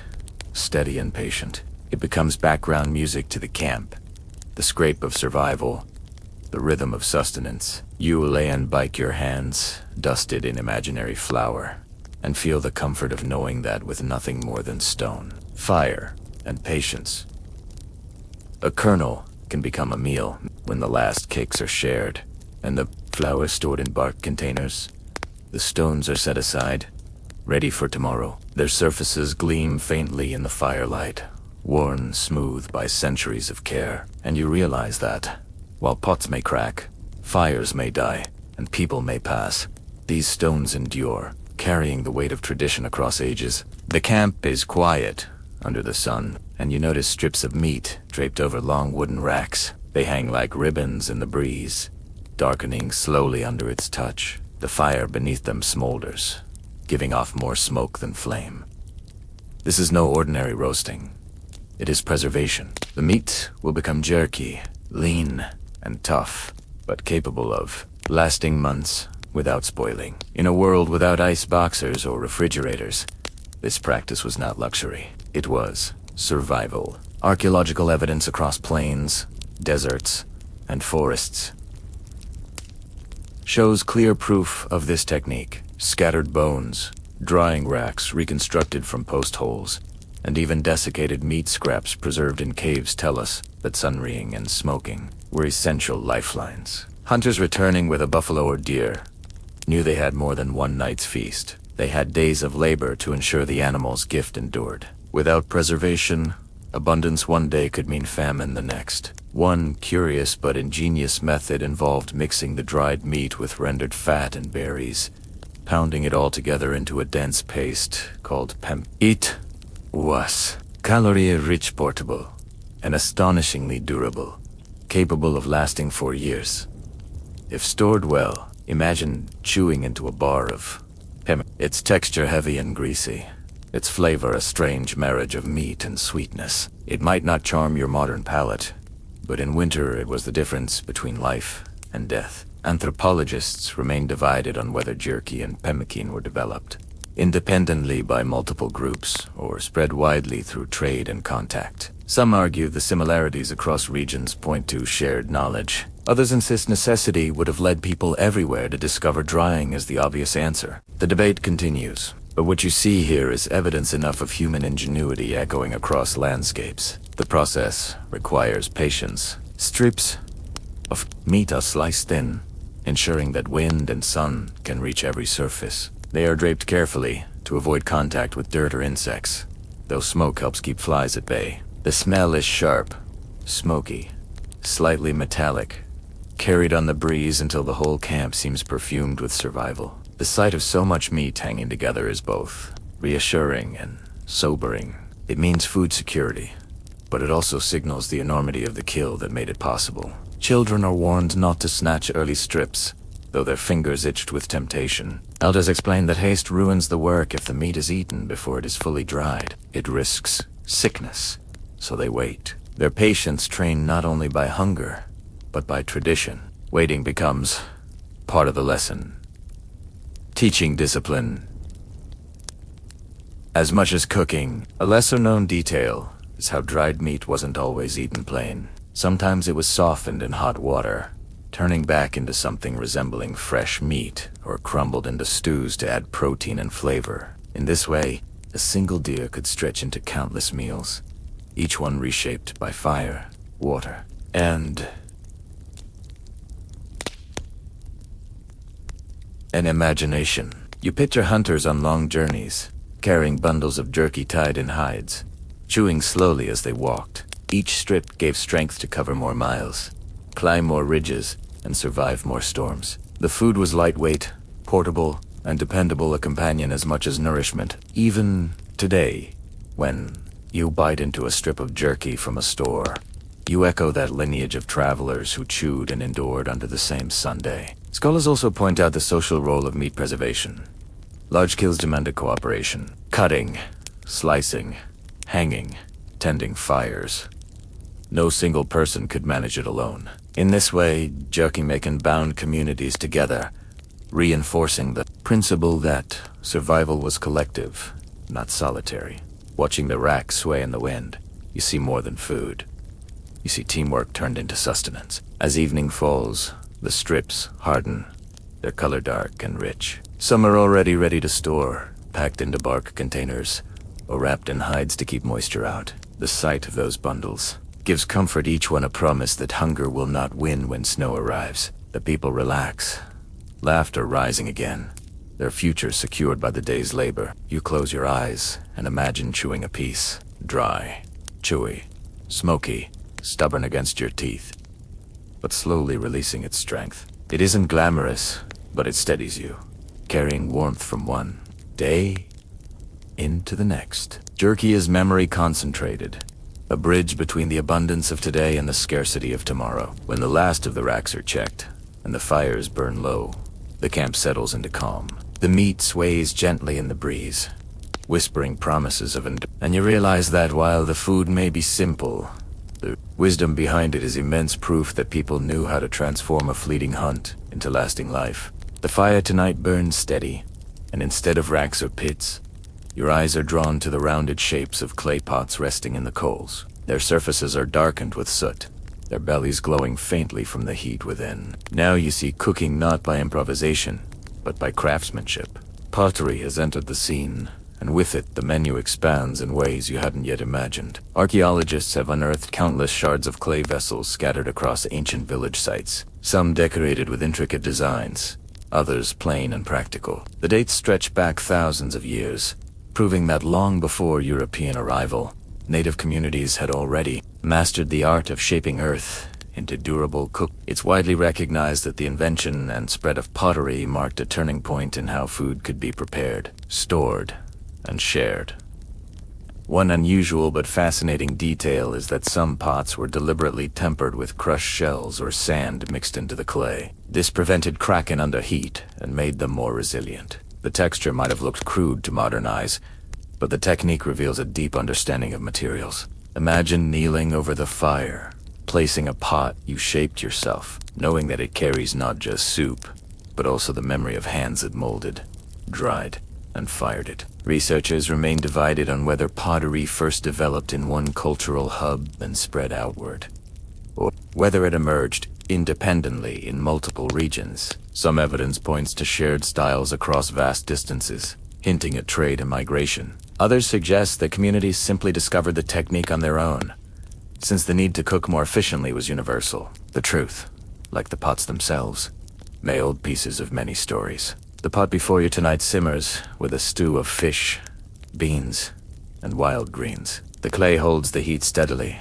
allowing flavors to mingle more deeply than roasting ever could. You catch the bubbling sound, a low murmur like the voice of the earth itself, and steam rises in fragrant curls. The smell is rich smoke from the fire, sweetness from the beans, briny notes from the fish. You lean closer, eyes watering from the smoke, stomach tightening with hunger. Children play nearby, their laughter punctuating the rhythm of the simmer. Every so often, one darts in to peer into the pot, only to be shooed away with a smile. The community waits together, because meals made this way are meant to be shared, not hoarded. You imagine the anticipation, the way a single pot binds dozens of lives into one circle of patience. Clay pots made it possible to cook softer foods for elders and children. Soups, pour, herbal teas. This wasn't just convenience, it was compassion woven into technology. A pot simmering gently could turn tough grains into digestible porridge, or roots into medicine, ensuring no one was left behind by the limits of their teeth or stomach. A charming tidbit is that some pots bore designs thought to represent water, clouds, or plants, linking the vessel to the very things it cooked. Food didn't just fill the pot, it fulfilled the symbols scratched on its side. To eat from it was to recognize your place within a larger story. The river, the field, the sky. all mingling in one humble stew. The pot is finally lifted from the coals with long sticks, its surface hissing faintly as it cools. Ladles carved from bone or would scoop out portions into smaller bowls. Each person receives a share, steaming and fragrant. You take an imagined sip and feel the warmth coat your throat. Fish delicate, the greens sharp, the beans creamy. It isn't only flavor, it's comfort, crafted from earth and fire working in harmony. Some anthropologists argue that pottery fundamentally changed social life, allowing for surplus storage and more elaborate feasts. Others insist that it was simply another step in an ongoing tradition of adapting tools to needs. Whichever view you lean toward, the clay pot in front of you proves that innovation need not be loud or flashy. Sometimes it is quiet, resting in coals, turning simple ingredients into a meal that nourishes body and community alike. As the bowl's empty and the pot sits cooling, you reflect on how far the journey has already come. From bark and stone, improvisations to the durability of fired earth. Each step feels like progress, but also continuity. Each method still alive in memory and practice. The clay pot crackles faintly as it cools, as though sighing with relief after its labor. And you realize it isn't just an object. It is an ancestor, too. A vessel shaped by human hands to carry fire's gift into tomorrow. The air is cool and damp tonight, carrying with it the faint perfume of herbs crushed beneath bare feet. Near the fire, women and men gather bundles of wild onions, garlic, and sage, collected earlier in the day. Their arms are full of green stalks and pungent bulbs, and soon the sharp, spicy fragrance rises as they chop the plants on flat stones. You've smelled stews and smoked meats before, but now something new fills the air. Flavor crafted not from salt or imported spices, but from the wild heart of the land itself. Archaeological traces of charred onion bulbs, mint leaves, and other wild plants confirm that seasoning food was no accident. It's well established that native cooks knew how to identify edible herbs and roots, folding them into dishes, both for taste and for health. The meals were never bland. De ikari, the tang of wild garlic, the sharpness of onion, or the sweetness of mint. Each plant chosen with care and memory. You might be delighted to learn that wild onions were sometimes eaten raw as a sort of campfire snack, their pungency making eyes water and mouths burn. Children dared each other to chew them straight from the ground, squealing at the sharp bite. Even so, when added to a bubbling stew, the harshness mellowed into sweetness, proving that even the fiercest flavors could be tamed by patience and fire. Scholars remain divided on whether these plants were gathered primarily for their culinary qualities or for their medicinal uses.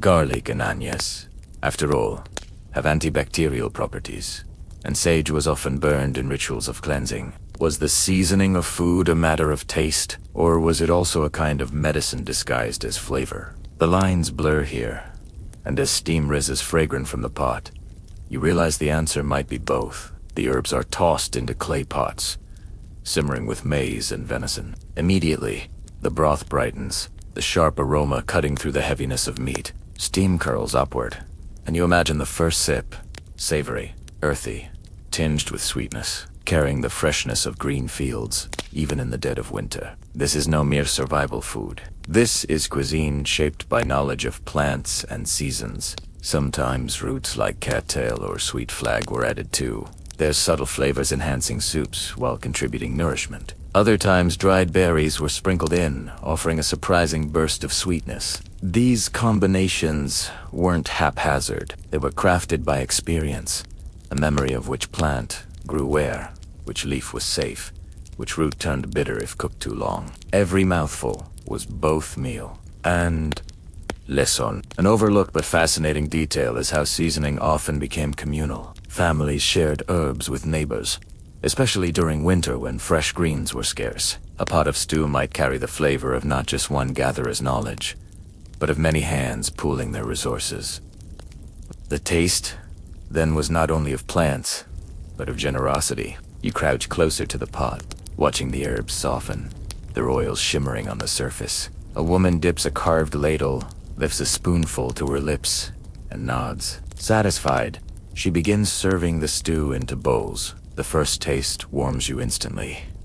The onion sweet, the sage earthy, the garlic mellow. You can almost feel your body responding, not just fed, but fortified. Researchers debate whether flavor was considered indulgence or necessity. Some argue that herbs were crucial to making otherwise monotonous diets bearable. Others believe they carried deeper cultural meanings, each plant symbolizing connections to spirits, seasons, or ancestors. Either way, it's clear that flavor mattered. The land was not just a pantry.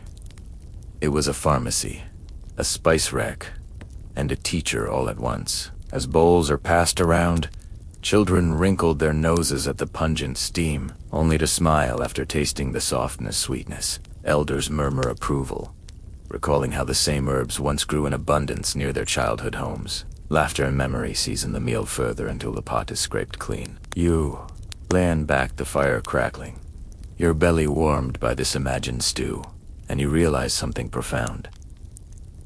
Survival here was never just about filling the stomach. It was about crafting food that delighted, healed, and connected people to land and kin. Flavor in all its pungent, bitter, sweet, and fragrant forms was the bridge between necessity and joy. The fire burns lower, casting shadows across the herb, bundles drying nearby. Tomorrow they will be used again, tucked into pockets of meat, scattered over broths, or steeped into teas. Tonight, though, their work is done, and you, drowsy and full, understand that even in a world without salt shakers or spice markets, meals were far from bland. They were symphonies of the forest, composed leaf by leaf, root by root. The evening grows still, and you hear the rhythmic clatter of tools that seem almost musical. A group of men and women are working over hides stretched across wooden frames, scraping them with sharpened pieces of bone and antler. At first you think they are tanning skins for clothing, but soon you realize some of these tools are destined for the kitchen. Bones and antlers are being shaped into pounders, awls, and spatulas, implements that will help transform raw ingredients into meals. Without metal, bone was chef's knife, mortar, and whisk combined. Archaeological digs reveal an astonishing variety of these bone and antler tools. Scrapers for cutting fat, chisels for splitting nuts, pestles for pounding grain. Many are polished smooth from years of use, their surfaces worn by countless meals. It's widely recognized that such tools were not temporary improvisations, but carefully crafted instruments as essential as the fire itself. They extended human hands, giving them sharper edges, stronger pounding power, and finer control over food. One curious detail is that certain bones were preferred for specific tasks. Elk antlers, dense and strong, became pounding tools for maize. Bird bones, hollow and lightweight, made delicate straws for sipping broths or for blowing on embers to stoke fires. Even fish bones found second lives as needles for sewing bark or hide containers. Imagine how nothing was wasted. The hunt provided not only meat, but also the very utensils used to prepare it. Some anthropologists argue that the crafting of bone cooking tools carried symbolic meaning. Transforming the remains of animals into implements ensured their spirits continued to nourish the community. Others maintained that this was simply a matter of pragmatism, the most efficient way to use every available resource. The debate lingers, but as you watch the glow of firelight glint off polished antler, it's hard not to sense reverence in the hands shaping them. The tools are soon put to use. A woman kneels with a heavy antler pestle, pounding roasted maize into coarse flour on a stone slab. Each strike sends a dull thud through the ground, a heartbeat of labor. Another uses a bone scraper to slice fat from venison, dropping the white pieces into a clay pot to render into cooking oil. The smell of sizzling fat rises, rich and savory, making your stomach tighten in anticipation. You might be amused to know that some of these bone scrapers doubled as eating tools. Children gnawed meat directly off bones, then kept the cleaned remains as makeshift spoons, or a ribbon polished smooth could stir soup, spread mashed berries, or even serve as a serving spatula. Imagine holding one warm from the pot, realizing how perfectly the curve fits your hand, as though designed by nature itself. The Sounds of bone tools at work create a unique rhythm. Pounding, scraping, cracking. It blends with the snap of fire and the murmur of voices, becoming a kind of background music for camp life. To outsiders, it might sound crude, but to those here, it is the daily symphony of survival.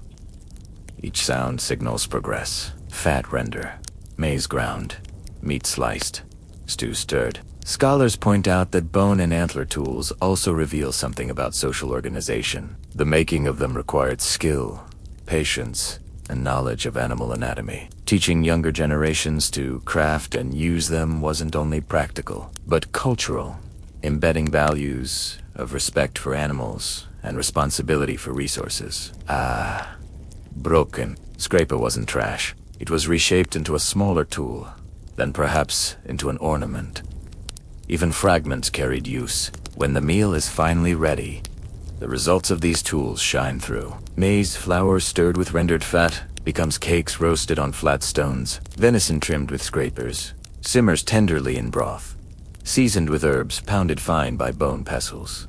The flavors you taste, smoky, savory, earthy, are born from the silent labor of bones, turned into hands' companions. A fascinating tidbit. In some regions, antler pounders were decorated with carvings of animals or patterns. These weren't just tools. They were miniature works of art, linking daily cooking with storytelling. 2-pound maize.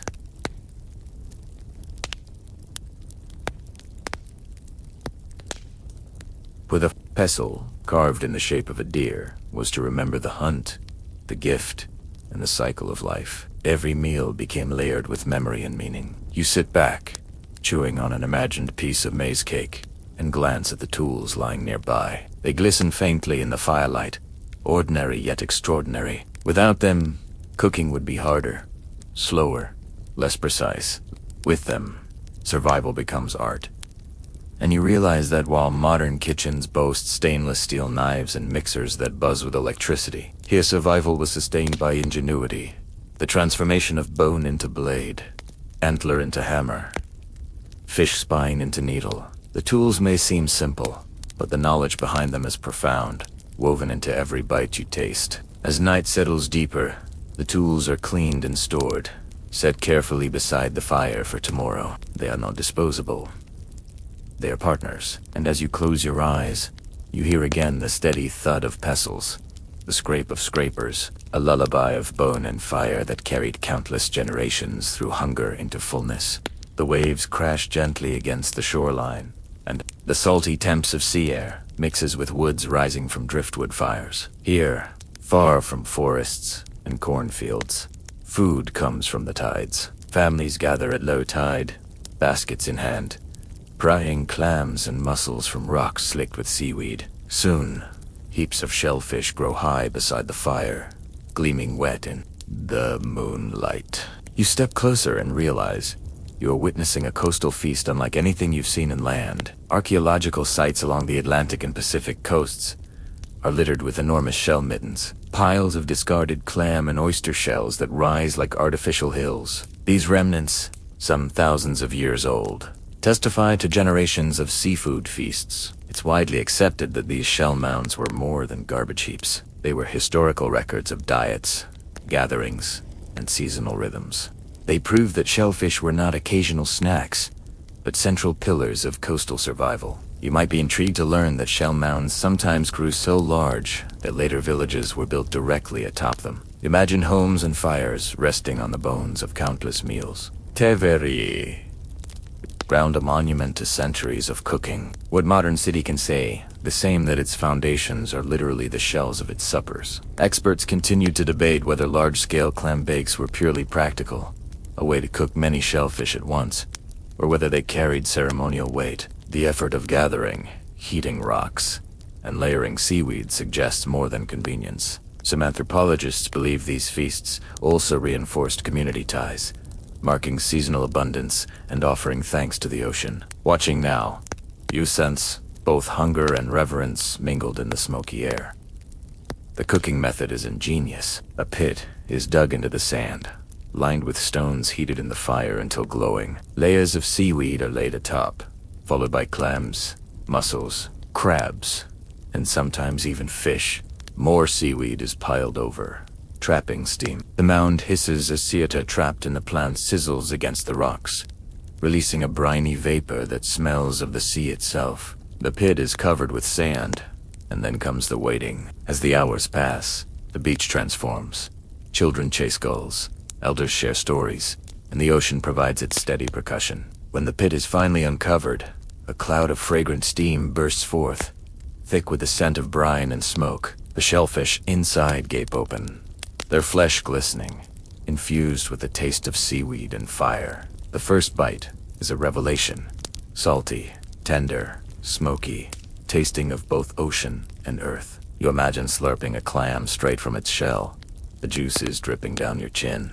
The flavor is primal, direct, without need for seasoning. It is as though the sea itself has served its own dish. One lesser-known practice was to dry leftover shellfish meat in the sun, preserving it for later use. These dried morsels could be crumbled into stews or chewed on long journeys, portable bites of the ocean. In this way, a single clam bake could provide not only a feast, but also food security for days to come. The shell mounds left behind tell their own stories. Some layers are darkened with ash, suggesting fires burned directly atop them, while others show evidence of sorting, as though certain shells were kept aside for tools or ornaments. Even in disposal, nothing was wasted. Shells became scrapers, beads, and even temper for pottery. The feast echoed long after the last clam was eaten.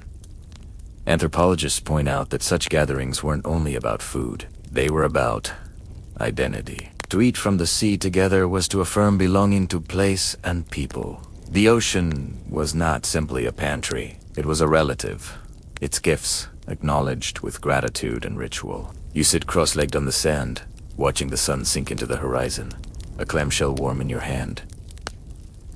Around you, laughter carries on the wind, mingling with the crash of waves. The fire glows, gulls circle, and the mound of steaming shellfish continues to shrink as hungry hands reach in. By the end, the feast leaves behind only empty shells, stacked in piles that will one day form new myths. You realize you are standing on history being written in calcium and ash, layer upon layer of meals that sustained lives. What you taste is not only food but continuity, the enduring bond between ocean and human hunger. As the tide creeps back in and washes the sand smooth, the fire dies to embers. The people drift away, bellies full, voices soft with contentment, and you remain holding the shell in your palm, marveling at how the sea itself has been kitchen, table, and feast in one. The fire is alive again, but this time you notice a pot set low among the embers, its surface glistening with something thick and golden. A strong, savory aroma, rises rich and heavy, unlike the sharp smoke of dried meat or the sweetness of maple. Someone is stirring slowly with a wooden paddle, watching as fat melts from chunks of animal tissue. You realize this is rendering, the slow art of coaxing oil and grease from flesh and bone. Without frying pans or butter churns, rendered fat was the essential medium of cooking, as vital as fire itself. Archaeologists examining ancient sites often find stones and pottery darkened with greasy residues, evidence that fat played a central role in native cooking. It is widely accepted that no part of a hunted animal was wasted, and fat, though easily overlooked, was among the most prized. In a world where calories meant survival, fat was not indulgence, but insurance. One curious detail is that marrow bones were sometimes cracked open directly at the fire, their rich contents scooped out with sticks or fingers. Children especially loved this delicacy, treating it as a kind of candy. Imagine the satisfaction of warm, buttery marrow sliding onto your tongue during a freezing winter night. It was comfort in its purest form. Researchers still discuss whether rendering was primarily about preservation, creating fat that could coat jerky and keep it edible, or whether it was equally about enhancing flavor. Some evidence suggests that the rich taste was as cherished as the practical value. You watch the fat bubble now, its surface shimmering, and you suspect both answers are true. Nourishment and delight bound together. The rendered fat, once clarified, is poured into small bark or clay containers, where it cools into pale cakes. These will be used later to fry strips of meat, enrich soups, or mix with berries and nuts. The result is food that not only sustains, but satisfies. Imagine dipping a piece of roasted bread into hot grease, the crust soaking up flavor until every bite drips with richness. Sometimes fat was mixed with ground seeds or dried grains to create compact travel rations. The combination provided long-lasting energy crucial for hunts or migrations. You can almost feel the heaviness of such food, dense and oily, sitting in your stomach like a promise of strength for the miles ahead. An unusual but ingenious practice involved using fat as a cooking surface. Flat stones were coated in grease before dough or meat was laid upon them, preventing sticking and creating a sizzling crust. The sound alone, meat snapping and hissing against hot stone, would have set mouths watering across the camp. The role of fat extended beyond taste.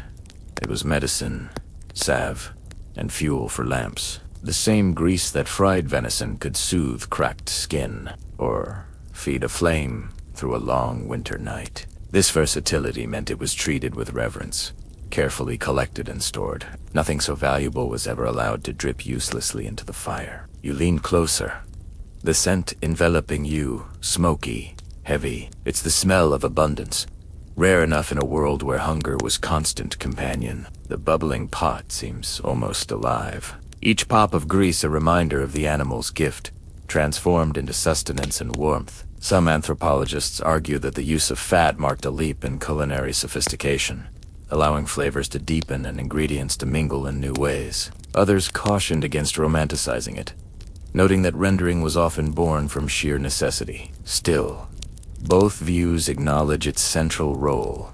Without fat, survival would have been colder, leaner, harsher. Picture now a scene after the rendering is complete. Bowls of stew enriched with oil, bread dipped in gleaming, dried meat soft in sizzling grease. The people eat slowly, savoring each bite, aware of the strength they are storing for tomorrow. Even children, greasy-faced and laughing, understand that what coats their lips is not waste, but wealth. The pot is set aside, its contents cooling. Tomorrow, those cakes of fat will be cut into portions, tucked into storage, and carried on journeys. The smell will cling to everything, clothes, hair, even the air. But no one minds. To smell of grease is to smell of security. As the fire flickers and the night closes in, you realize that rendered fat was more than an ingredient. It was a foundation, invisible in the final dish, yet present in every bite. It turned the meager into the hearty, the plain into the satisfying, and in its shimmering surface you glimpse the truth of survival. Sometimes life endures not in glamour or abundance, but in the quiet alchemy of turning what might seem waste into sustenance. The night is heavy with stars, and you watch hunters return from the plains, carrying not only meat, but the great stomach and intestines of a buffalo. At first you recoil, unsure what role these organs could play in a kitchen. But soon you see women cleaning them carefully, rinsing in streams, scraping with bone, tools, inflating them like balloons to test for leaks. Laughter rings out as children poke at the slippery surfaces. But the mood is serious, because these stomachs are not waste. Tonight, they are cooking pots. Archaeological evidence supports this practice. Fragments of charred stomach linings and reports from early explorers confirm that the bellies of large animals were used as vessels long before iron kettles appeared. It's well established that the stomach's natural shape makes it perfect for holding liquids, and with clever use of hot stones, even soups could be prepared without a single piece of pottery. You might be surprised to learn that intestines too were cleaned and tied at one end, filled with broths or even grains, and suspended near fire to cook. The result resembled a primitive sausage, both portable and nourishing. Imagine the delight of biting into such food after a day of hard travel, savory, filling, and neatly packaged by nature itself. Experts remain divided on whether the use of stomachs and intestines as pots was primarily utilitarian, or whether it carried spiritual weight. Some argue that cooking within the animal itself symbolized gratitude, returning its body to service even after death. Others believe it was simply practical, a clever solution in the absence of clay. Watching the careful way the vessels are handled, You suspect both views are valid. The preparation begins with glowing stones pulled from the fire. One by one, they are dropped into the stomach filled with water, meat, and herbs. The hiss is sharp, steam rising as the vessel swells. Hands move quickly, stirring with wooden sticks, removing cooled stones and replacing them with fresh ones. Soon the mixture bubbles, rich aromas seeping into the night. The smell is unlike anything before. Thick, meaty, earthy, touched with the faint temps of herbs. You can almost feel the steam against your face, warm and comforting, carrying the promise of nourishment. The hunters sit close, eyes fixed on the vessel, their hunger sharpened by long days on the plains. A quirky detail recorded by travelers is that sometimes a buffalo's stomach was placed directly on embers, the outer lining thick enough to resist quick burning. The soup within simmered steadily until ready, while the outside toughened into a leathery shell.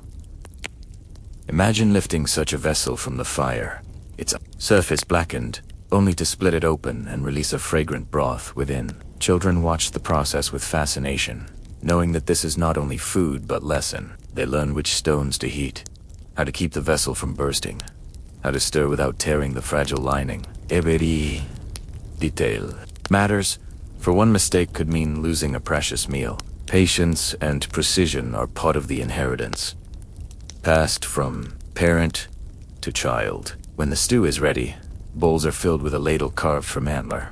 The broth is rich, almost greasy, filling the mouth with warmth. Meat falls apart between the teeth. Herbs add brightness, and the faint flavor of the stomach itself lingers, earthy and strange, but not unpleasant. It is food born from necessity, but it carries the weight of gratitude. Anthropologists point out that such methods reveal a worldview where nothing of the animal was discarded. Meat gave strength. Hides became clothing, bones, tools, sinew, thread, and the stomach itself. Waste was not an option.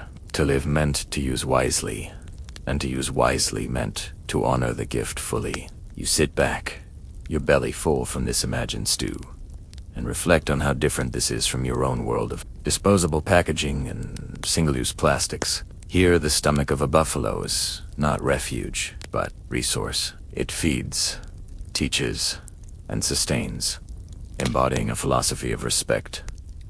Too easily forgotten today, as the fire burns low, the used vessel is carried away, perhaps given to dogs, perhaps returned to the earth. Tomorrow, another hunt may bring another, but tonight, the community rests in fullness. The stars shine brighter, the air grows colder, but bellies are warm, and you realize that survival here was never about luxury. It was about creativity, patience, and reverence for life itself. Snowflakes drift silently through the night, catching in the hair and lashes of children running between lodges. The cold air is sharp, but inside the shelters you find baskets and bark containers filled with small shriveled jewels, berries dried in the warmth of the summer Sunday, blueberries, choked cherries, cranberries, and strawberries, each once bright and juicy, now preserved into chewy nuggets of sweetness. You lean close to one basket and catch their faint perfume, a ghost of summer lingering in the heart of winter. Archaeologists often find caches of dried berries in storage pits and woven containers, proof that fruit was not just a fleeting pleasure of warm months, but a planned reserve for Lian seasons. It's well established that native communities mastered drying techniques long before refrigeration, spreading berries on hides or racks to shrink under the sun and wind. Once dry, they could last for months, even a year, providing vitamins and sugar when fresh food was scarce. A charming detail emerges from oral histories. Children were sometimes allowed to eat berries straight from the drying racks, their lips stained purple or red, their giggles carrying through the air. The elders didn't scold them because even as some fruit was lost, it taught the young ones patience and the joy of harvest. You can almost hear their laughter echoing now, mingling with the crackle of a winter fire. Scholars remain divided on whether dried berries were primarily valued as snacks, as trade goods, or as essential winter nutrition. Some point to the way they appear in ceremonial feasts, suggesting symbolic importance, while others emphasize their role in preventing scurvy and illness. The truth may lie in the overlap. Health, joy, and ritual wrapped together in each handful of shriveled fruit. The process itself was deceptively simple. Fresh berries were spread thin in the sun, turned often, and sometimes smoked gently over low fires to speed drying or keep insects away. Once shriveled, they were packed into birch bark boxes or hide pouches, layered with leaves to keep them from sticking together. The work was careful, deliberate, requiring attention to weather and timing. Too much moisture left, and the fruit spoiled. Too much heat, and it burned. You might be intrigued to learn that berries were often mixed with other foods. Crushed, choked cherries, seeds, and all were blended into dried meat and fat to make pemmican, turning a protein-heavy food into something balanced and even tasty. Strawberries, when rehydrated, might be added to stews for a tart edge, while cranberries provided a bright, sour contrast to fatty dishes. In this way, berries were not only sweets, but subtle seasonings. The taste of dried fruit is vivid in your imagination. Tart cranberries that make your mouth pucker. Sweet blueberries, chewy like candy. Choked cherries, sharp and almost bitter. Each flavor is intense, concentrated by the drying process. In winter, when most meals are heavy with meat and fat, a single berry can feel like sunlight on the tongue, a reminder of green fields and warm breezes. Some anthropologists argue that berry preservation was as much about cultural rhythm as nutrition. The act of gathering, drying, and storing fruit marked the passage of seasons, tying families to cycles of abundance and scarcity. Others counter that it was purely practical, but as you watch families pass baskets of berries around the fire, you sense the truth. It was both ritual and necessity, celebration and survival. Elders hand-dried berries to children before bed, letting them chew slowly as a treat. Hunters tucked pouches of them into their belts before long journeys, savoring the burst of sweetness on the trail. Women sprinkled them into morning porridge, enlivening the monotony of maize with color and flavor. Every use is simple, yet one connects back to summer, to sunlight captured and carried into the heart of winter. A little-known practice was to soak dried berries in hot water overnight, creating a sweet infusion like a primitive tea. The liquid, faintly colored and fragrant, warmed the body and soothed the spirit. Imagine sipping it as snow howls outside, the memory of berry bushes in bloom flickering on your tongue. By the end of the night, baskets are lighter, bellies are fuller, and the sweet temps of fruit lingers in the air. The fire dies low, and children curl under furs with sticky fingers and stained lips. Outside, the snow falls thicker, blanketing the earth. Yet inside, warmth spreads not just from fire, but from the taste of summer, held safe in winter's teeth. And as you drift with them toward sleep, you realize that dried berries were more than food. They were hope preserved, proof that seasons change, and that summer will always return. The camp is stirring with unusual energy tonight. Fires burn brighter, logs stacked higher, and people gather in greater numbers. You sense that this is no ordinary supper, but something sacred, an occasion where food and spirit meet. The smell of roasting meat mingles with the sharp fragrance of herbs, and you realize you are about to witness a ceremonial feast, where cooking is inseparable from ritual. Archaeologists and ethnographers note that such feasts often accompanied seasonal transitions, harvest festivals, the first hunt of the year, or the return of migrating animals. It is widely recognized that these meals were never just about filling stomachs. They were about honoring cycles, hiding tanks and reinforcing bonds between humans, animals, and the land. A single meal.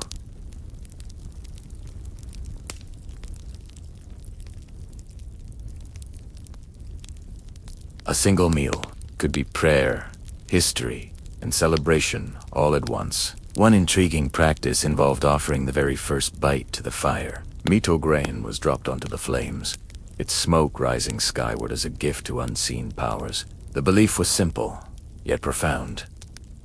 Before humans ate, spirits must be fed. Imagine the crackle of fat dripping into fire, the hiss carrying prayers upward with each wisp of smoke. Scholars remain divided on whether ceremonial foods differed significantly from daily fare, or whether meaning came from the context of eating rather than the ingredients. Some evidence suggests that rarer foods like certain berries or the choicest cuts of meat was saved for ritual. Others argue that it was the act of gathering, singing, and blessing that transformed ordinary stews into sacred fare. Watching now, you sense it was the combination, both the food and the intention behind it. The preparations are elaborate. A massive pit has been dug, lined with hot stones, filled with bundles of venison, maize, and squash wrapped in leaves. Around it, clay pots simmer with soups thickened by beans and flavored with wild herbs. Women stir slowly, humming rhythmic songs that blend with the crackle of fire. Men chant low prayers, calling on ancestors and animal spirits. Children dart around wide-eyed, their laughter softened by the solemnity of the occasion. You might be fascinated to know that certain tribes painted their faces or decorated cooking vessels with symbols before feasting. Spirals for the cycles of the seasons, animal figures for strength, handprints for connection. These markings disappeared with the flames, but their meaning lingered, woven into the atmosphere of the night. The smell is overwhelming.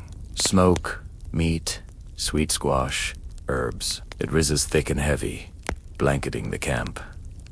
Hunger sharpens, but no one eats yet. The food is circled, blessed, and sometimes danced around, each step reinforcing that eating is a communal act, not solitary indulgence.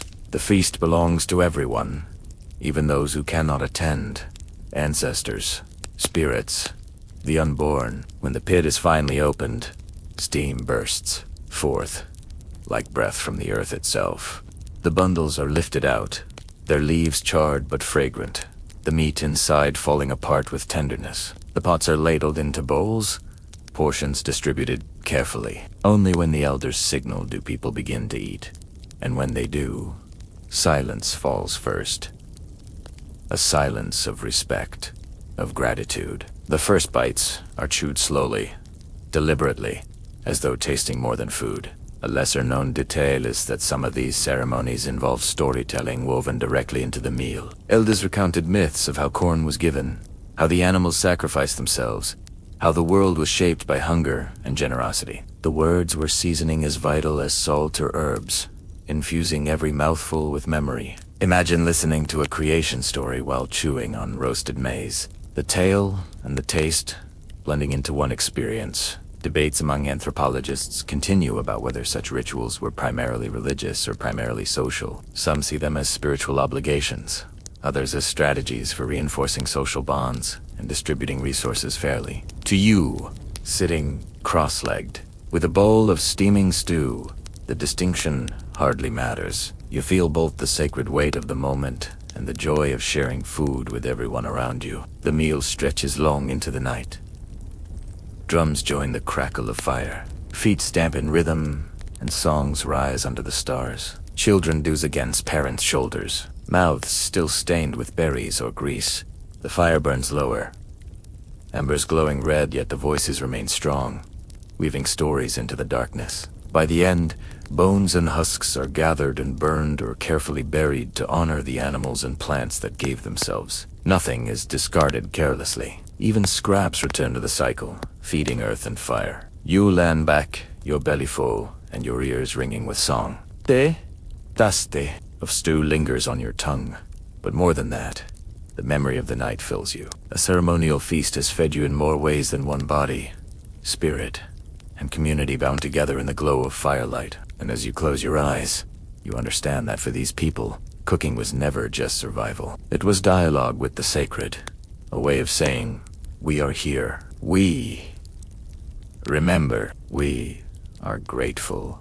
The days grow longer now, and with them come travelers, bearing goods from faraway lands. You notice the excitement ripple through camp as baskets and pouches are opened to reveal treasures not grown here. Ripe red peppers, coarse chunks of salt, even strange seeds with scents you don't recognize. Traders arrived, and with it the flavor of distant places. Historians widely agree that native trade networks stretched astonishing distances, linking coastal tribes with inland farmers, northern hunters with southern growers. Archaeological finds of shells in desert sites, obsidian in and and salt far from the sea confirmed that these webs of exchange carried more than tools and ornaments. They carried tastes, and taste, you realize, has always been a form of wealth. One curious detail is how peppers, once introduced, spread quickly into stews and broths. Their fiery kick transformed otherwise familiar meals, giving warmth not just against winter's chill, but on the tongue itself. You can almost feel it now. A slow burn creeping across your lips, turning plain mazed mush into something electrifying. Some researchers suggest that the introduction of trade spices altered not only diet, but also identity. To cook with peppers or salt was to join a larger world, to taste the distant lands they came from. Others argue that these new ingredients were simply folded quietly into existing traditions, valued but not transformative. Debate. Continues. Yet in the rising steam of the stew pot before you, you smell both continuity and change. The scene is vivid. Clay pots bubbling with maize and beans, now brightened with pinches of salt. Venison roasts on skewers, rubbed with wild herbs, but also dusted with ground peppers. Children's eyes widen at the fiery taste. Somilogin, others reaching for water, learning firsthand that flavor can sting as well as soothe. Elders nod approvingly, recognizing that these foreign touches add depth to familiar meals. A lesser-known practice was to preserve salt in damp cakes, mixing it with ash or clay to transport safely without it crumbling. When needed, the cakes were scraped and the granules sprinkled into stews. Imagine the relief of tasting salted broth after months of plain fare. It must have felt almost decadent, a reminder of wealth and connection. The trade goods were not constant. Sometimes years passed without peppers. Sometimes salt ran out. Sometimes new seeds arrived. Each ingredient carried with it a story of who had traveled, who had traded, what alliances had been forged. To taste a pepper was to taste. To chew on salt was to chew on kinship between far-flung peoples. Anthropologists still debate whether culinary changes from trade weakened local traditions or enriched them. Some caution that reliance on external goods may have created vulnerabilities. Others celebrate the creativity sparked by new flavors. Sitting here, spoon in hand, you see no conflict. Only a stew that is richer, sharper, more layered than before. A living proof that culture is not static but porous, always willing to borrow what makes life better. Imagine now the first sip of pepper-spiced broth. The heat hits your tongue, warming your chest even before the fire does. Salt sharpens the sweetness of squash, balancing the richness of venison. The taste is unfamiliar, yet comforting. Foreign, yet already folded into the rhythm of the meal. You wipe your lips with the back of your hand and smile at the paradox. Newness that feels old. Difference that feels like home. Trade spices also carried prestige. To serve them at a feast was to demonstrate connection, influence, even power. They signaled that your community's ties reached far and wide, that you were part of a network larger than the horizon. Every pinch of salt or pepper in the pot was not only flavor, but proof of belonging. When the pots are emptied and the guests depart, you sit quietly with the aftertaste still lingering. The pepper sting your tongue, the salt lingers on your lips, and you realize you have eaten not just food, but geography, politics, and history all at once. A meal here is never just a meal. As the fire burns low, the traders pack their goods again, moving on to the next village. The people here wave, their bellies warm, their tongues alive with spice. And you understand that in this world without markets or supermarkets, food still traveled, still connected lives. The kitchen was not bounded by the forest or the river. It stretched across the continent, carried in pouches, shared in stories, dissolved in stew. And in that realization, you taste the truth. Every spice, every grain of salt is more than flavor. It is a thread in the web of human connection, binding camps to camps, rivers to mountains, strangers to kin. The sun sinks behind the hills, casting long shadows over the camp. And tonight, you notice smoke rising not from one fire, but from many. Families are scattered across the clearing, each tending their own smaller flames. Some are roasting meat on skewers, others boiling maize porridge in clay pots. still others baking bread under mounds of ash. It strikes you that, while great feasts and ceremonial pits draw attention, most cooking happened in these small daily fires, intimate spaces where families shared ordinary meals. Archaeologists examining hearth remains in ancient dwellings often find clusters of small fire pits, not just one large communal blaze. It's widely recognized that each family maintained its own cooking rhythm, its own pot simmering, its own share of fuel gathered. These modest hearths were real kitchens of daily life, sustaining the slow rhythm of survival more than the rare grandeur of feasts. One delightful detail is how these family fires doubled as storytelling spaces. Parents taught children not only how to tend flames or stir porridge, but also how the stars came to shine, how the animals once spoke, how maize first grew from the earth. Imagine eating hot stew while listening to a creation myth, the warmth of food blending with the warmth of story. Scholars still debate whether these hearth-centered meals were entirely private, or whether they constantly spilled into shared space. Some evidence suggests families often invited neighbors to taste their cooking, blurring the lines between mine and yours. Others argue that while cooperation was common, daily meals retained a strong sense of family identity, watching now with laughter and conversation drifting between fires. You suspect the truth lies somewhere in between each hearth, unique, yet all flames feeding one larger community. The food itself is simple, but satisfying. A clay pot simmers with maize GRL. It's surfaced, bubbling quietly while strips of smoked fish are warmed over embers. The smell is subtle, earthy and briny, with faint sweetness from a handful of dried berries sprinkled into the porridge. Children dip carved wooden spoons blowing on the steaming mixture before taking quick, eager bites. Their faces flush with warmth, lips stained purple from the berries. A quirky tidbit passed down in oral tradition is that some families kept small pets, dogs, even raccoons that sat close by the fire and were occasionally slipped scraps of food. These creatures became part of the mealtime rhythm, their presence tolerated or even cherished. Imagine the soft sound of a dog gnawing on a bone beside you. Part of the family, part of the kitchen. The fires burned differently, too. Some use cedar for a sharp, cleansing smoke.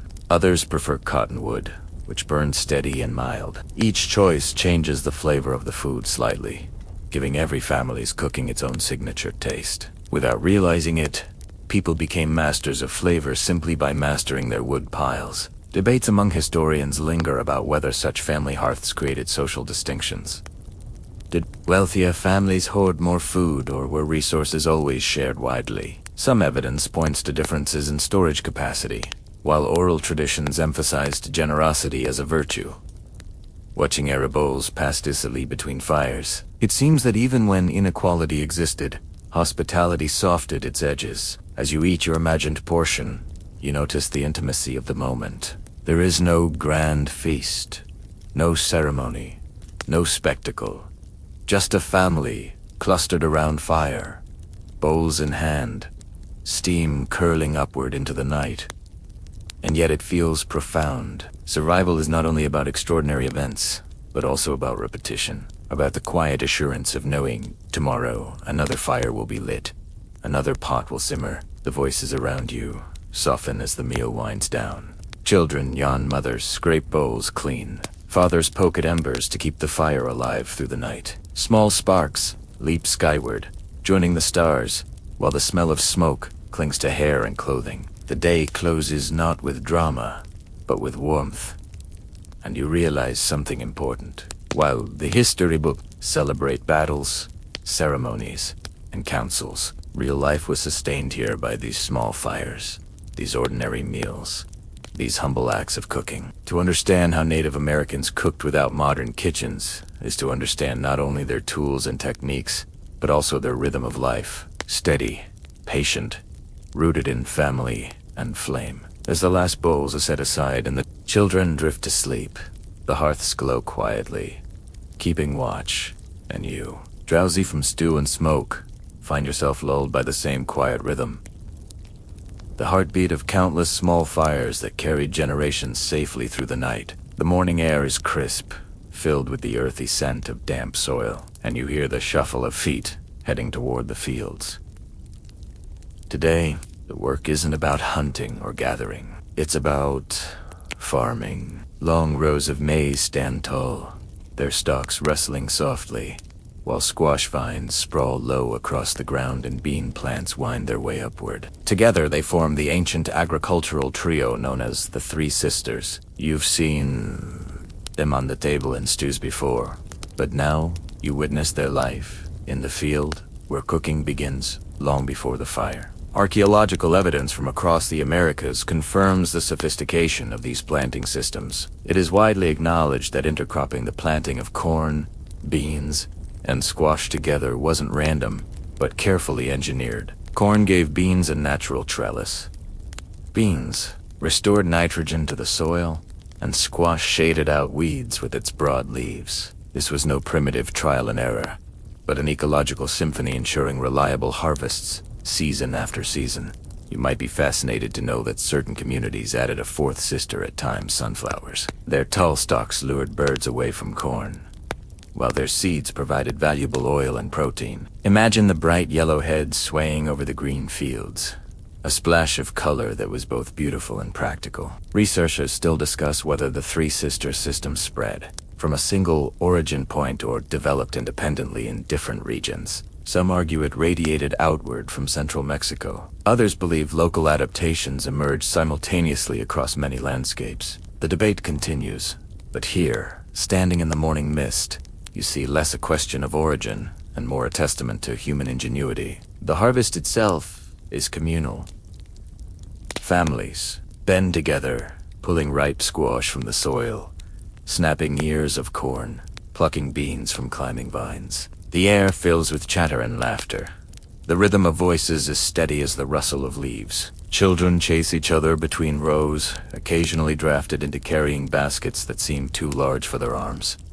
Every hand matters. Every kernel counts. The crops are carried back to camp in woven baskets. Their colors, vibrant golden corn, green beans, orange squash. The sight alone feels like abundance.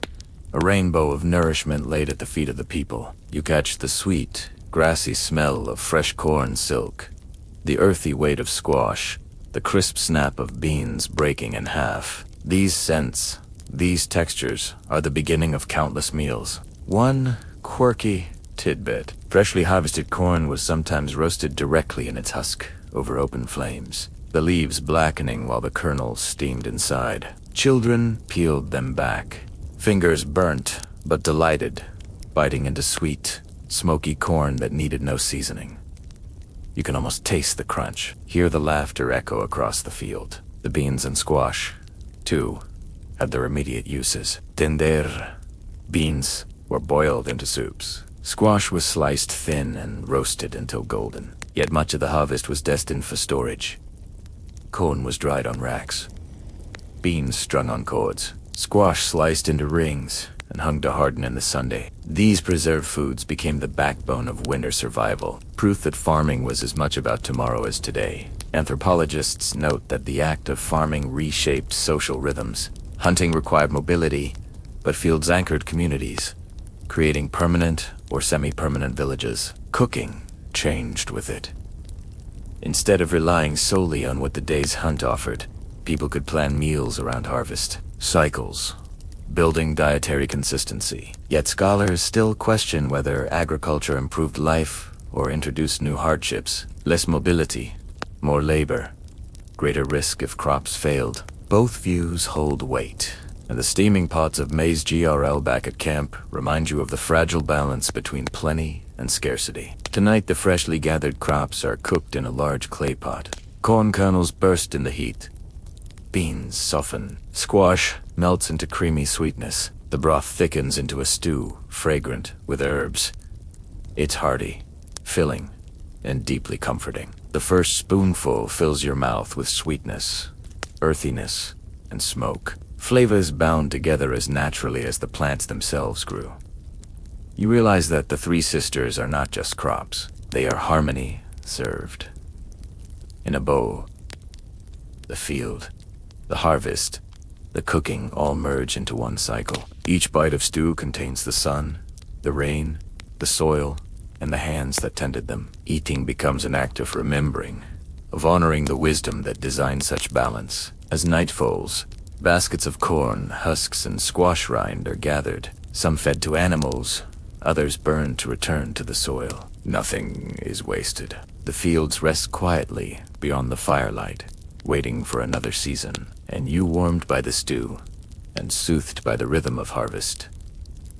Understand that farming was more than work. It was the heartbeat of community, the steady pulse that made cooking without modern kitchens not just possible, but plentiful. The sky is gray, with the promise of rain, and families hurry to their storehouses to check the bounty preserved from earlier months. You follow them, two structures of bark, woven reeds, and carefully layered earth.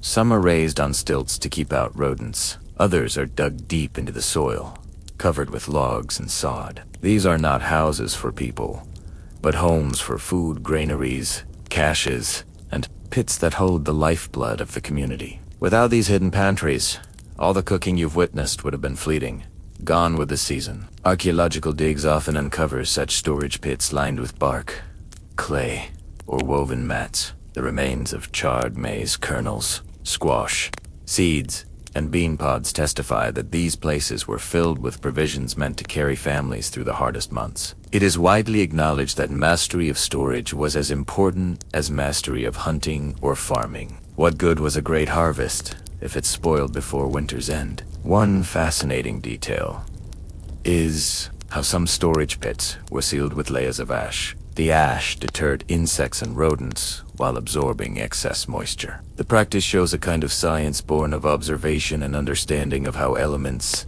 interact, refined through generations. Imagine scooping away the ash in January, finding the maize beneath, still dry and edible, a hidden treasure preserved by foresight. Scholars continue to discuss whether these storage systems represented shared communal wealth or private family reserves. Some pits were large enough to feed dozens, suggesting collective ownership, while others were small, perhaps maintained by single households. The debate lingers, but what you see here is evidence that both models could exist side by side, balancing individuality with cooperation.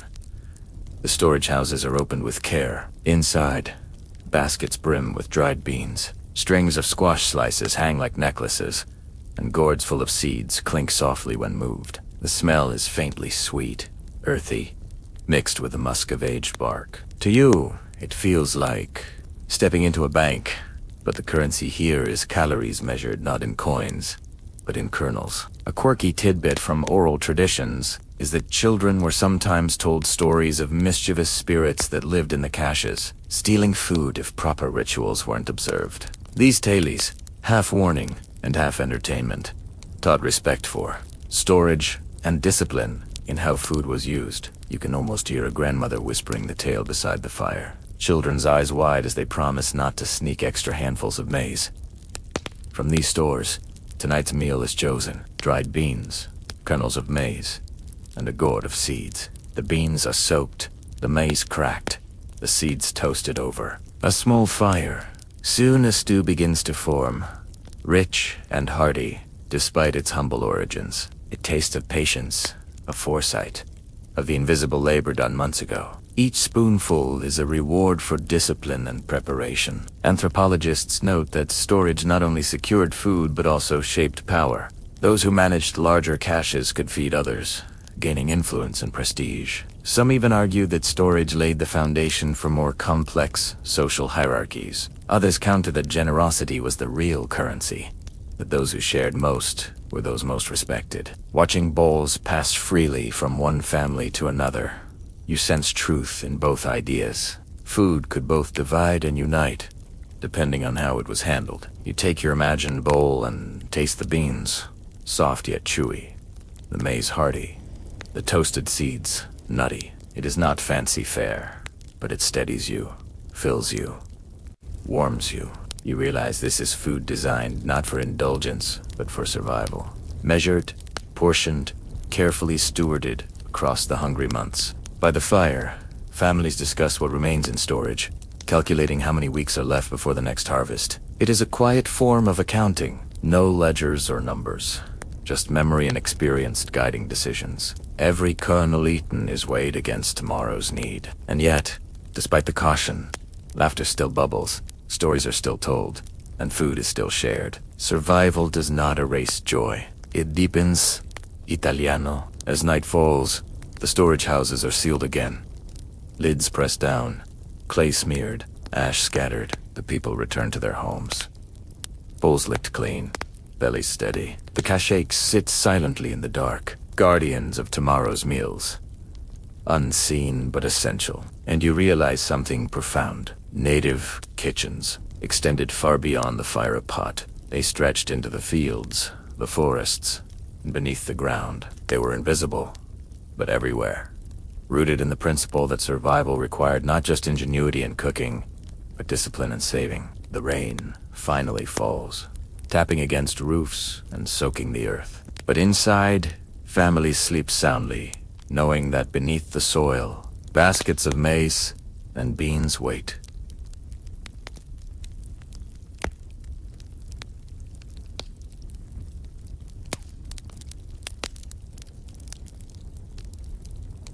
Patiently, the fire may flicker, the wind may howl, but the pantry of the earth stands firm. The rain has cleared, leaving the air fresh and cool, and you hear the rustle of reeds near the riverbank. A group of women wade into the shallows, carrying woven baskets on their backs. Tabe and Lou tugging at the muddy water, pulling free long. Starchy roots, cattails, arrowheads, water lilies. Their laughter mixes with the splash of water, and you realize you're about to see how wetlands became kitchens. Archaeological digs in river valleys and lakes, shores often reveal charred tubers and seeds, proof that aquatic plants were staples of native diets. It is widely acknowledged that these wetlands served as gardens without fences, their bounty renewing each season without need for plowing or planting. Cattail roots, for instance, could be roasted or ground into flour, while their pollen was collected as a golden dust to enrich breads and porridge. A curious and lesser-known detail is that cattail shoots were sometimes eaten fresh, peeled like celery, their flavor crisp and mild. Children nibbled them raw in springtime, a treat that signaled the turning of the seasons. You can almost hear the crunch now, watery and refreshing, a small joy pulled straight from the marsh. Scholars still argue whether wetland plants were central to diets or supplements to farming and hunting. Some evidence points to their abundance being a life-saving fallback during lean times. Others argue they were delicacies, enjoyed for variety rather than necessity. The truth likely shifts with season and circumstance. In famine, they were lifelines. In plenty, they were flavor and texture. The roots gathered today are rinsed in the river, their muddy skins peeled away. Some are sliced and dropped into a clay pot to boil with beans. Others are roasted in ash, their insides turning soft and sweet. A few are pounded into a paste to be dried for later, their starch saved for future meals. The versatility is striking. You see not just food, but flour, thickener, vegetable, and snack, all in one plant. The smell rising from the fire is earthy, slightly nutty, unlike meat or grain, but equally filling. When you taste it in your imagination, the flavor is subtle, mild, but grounding, like eating the essence of soil itself. Mixed with beans and maize, it creates a dish that is hearty yet balanced, carrying the nourishment of land and water together. A quirky tidbit: cattail, fluff, usually used for bedding or insulation, was occasionally sprinkled onto sticky dough to keep it from adhering to hands and stones. Imagine biting into bread dusted with soft down, the fluff disappearing on your tongue like a strange, feathery seasoning.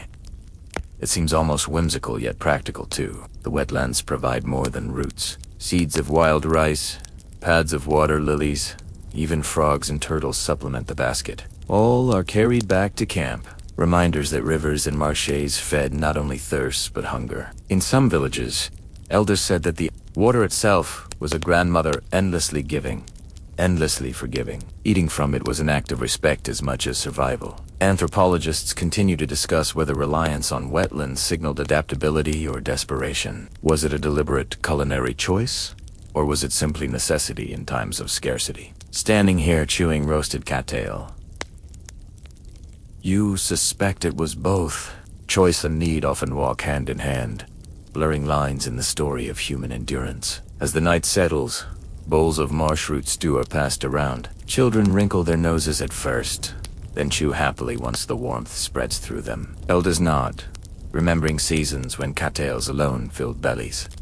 The meal is simple, humble, but rich with memory. You, Leanne, back by the fire, the marsh smell still in your nose, the taste of roots lingering faintly, and you realize that kitchens here were not bounded by stone walls or thatched roofs. They extended into the mud, the water, the reeds. They required no ovens or markets, only hands, baskets, patience, and the wisdom to see food where others might see weeds. As the fire dies down, the river hums softly. Frogs croak in chorus, and the baskets sit empty, waiting for tomorrow's harvest. And you, warm from the stew, understand that even the most overlooked plants carried the power to sustain life, proving once again that survival was a matter of attention as much as effort. The sky tonight is wide and full of stars, the fire snapping low as if reluctant to die. You sit among the people one last time, watching as they prepare a final meal.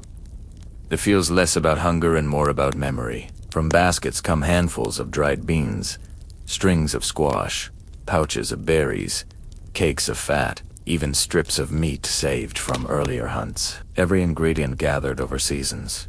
Every method you've seen, roasting, drying, grinding, boiling, now converges into one great pot. It is as though the entire story of their cooking is being retold in the language of food. Archaeologists sometimes describe combination stews found in charred pot residues, mixtures of grains, vegetables, and proteins that defy single classification. It's widely accepted that such stews were common, a practical way to use what was available and avoid waste. But in this moment, you sense it is more than practical. It is symbolic, a reminder that survival was never the work of one method alone, but of many. Woven together like threads in a basket, a quirky yet beautiful practice emerges. Before the stew is served, a portion is set aside for those who have passed on. A bowl is placed near the fire, steam rising into the night. The gesture is not morbid, but tender, a recognition that ancestors deserve to share in the nourishment.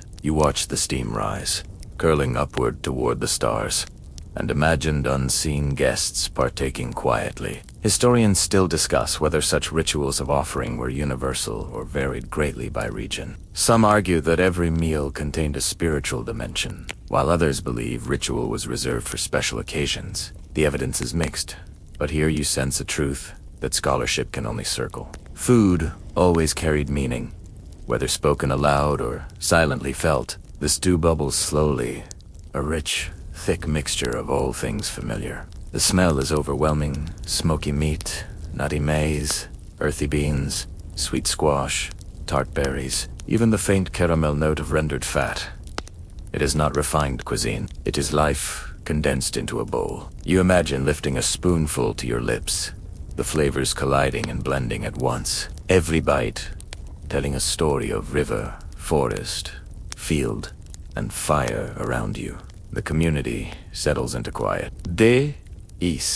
No laughter now, no shouting. Only the gentle sound of spoons tapping bowls of satisfied sighs of fire crackling. You look at their faces and see something deeper than contentment. Resilience. Each person here has eaten through seasons of plenty and of hunger, through storms and droughts, through lean winters and abundant harvests. Every meal is testimony to their endurance. An overlooked but remarkable detail is how leftovers are treated. Nothing is thrown away.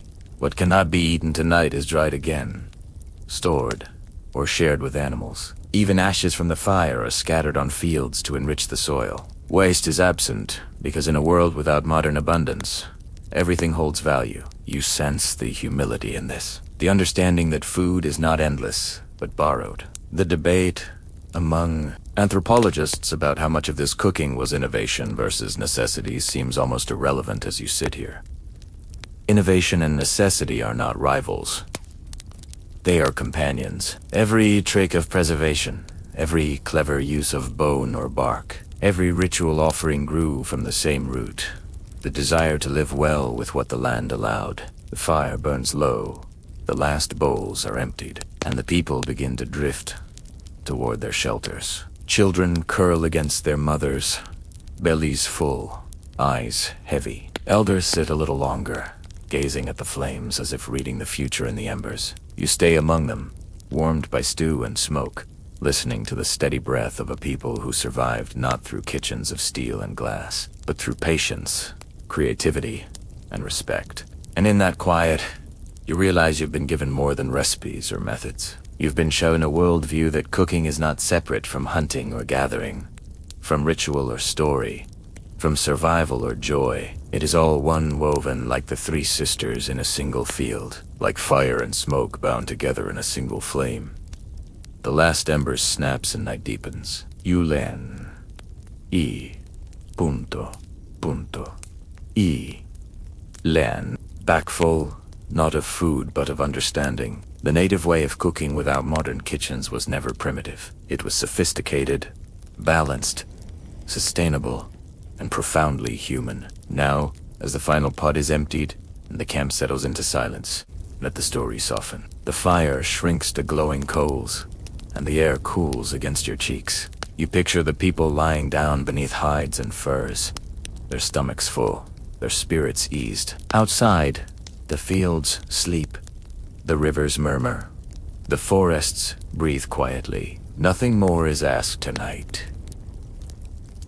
Nothing more is needed. Let your own breathing slow as theirs does. Imagine the rhythm of their lives, the grind of maize, the crack of firewood, the bubbling of stew slipping into the background, fading into memory. You can almost hear the steady heartbeat of the earth beneath you, calm and reassuring. Every sound of cooking, every scent of food, every taste of survival now blends into a single hum of continuity. There is comfort in knowing that these practices endured for centuries, carried by countless hands, passed down through generations. And though the tools may seem different from your world, stone, bone, bark, clay, the intentions are familiar: to feed, to care, to preserve, to share.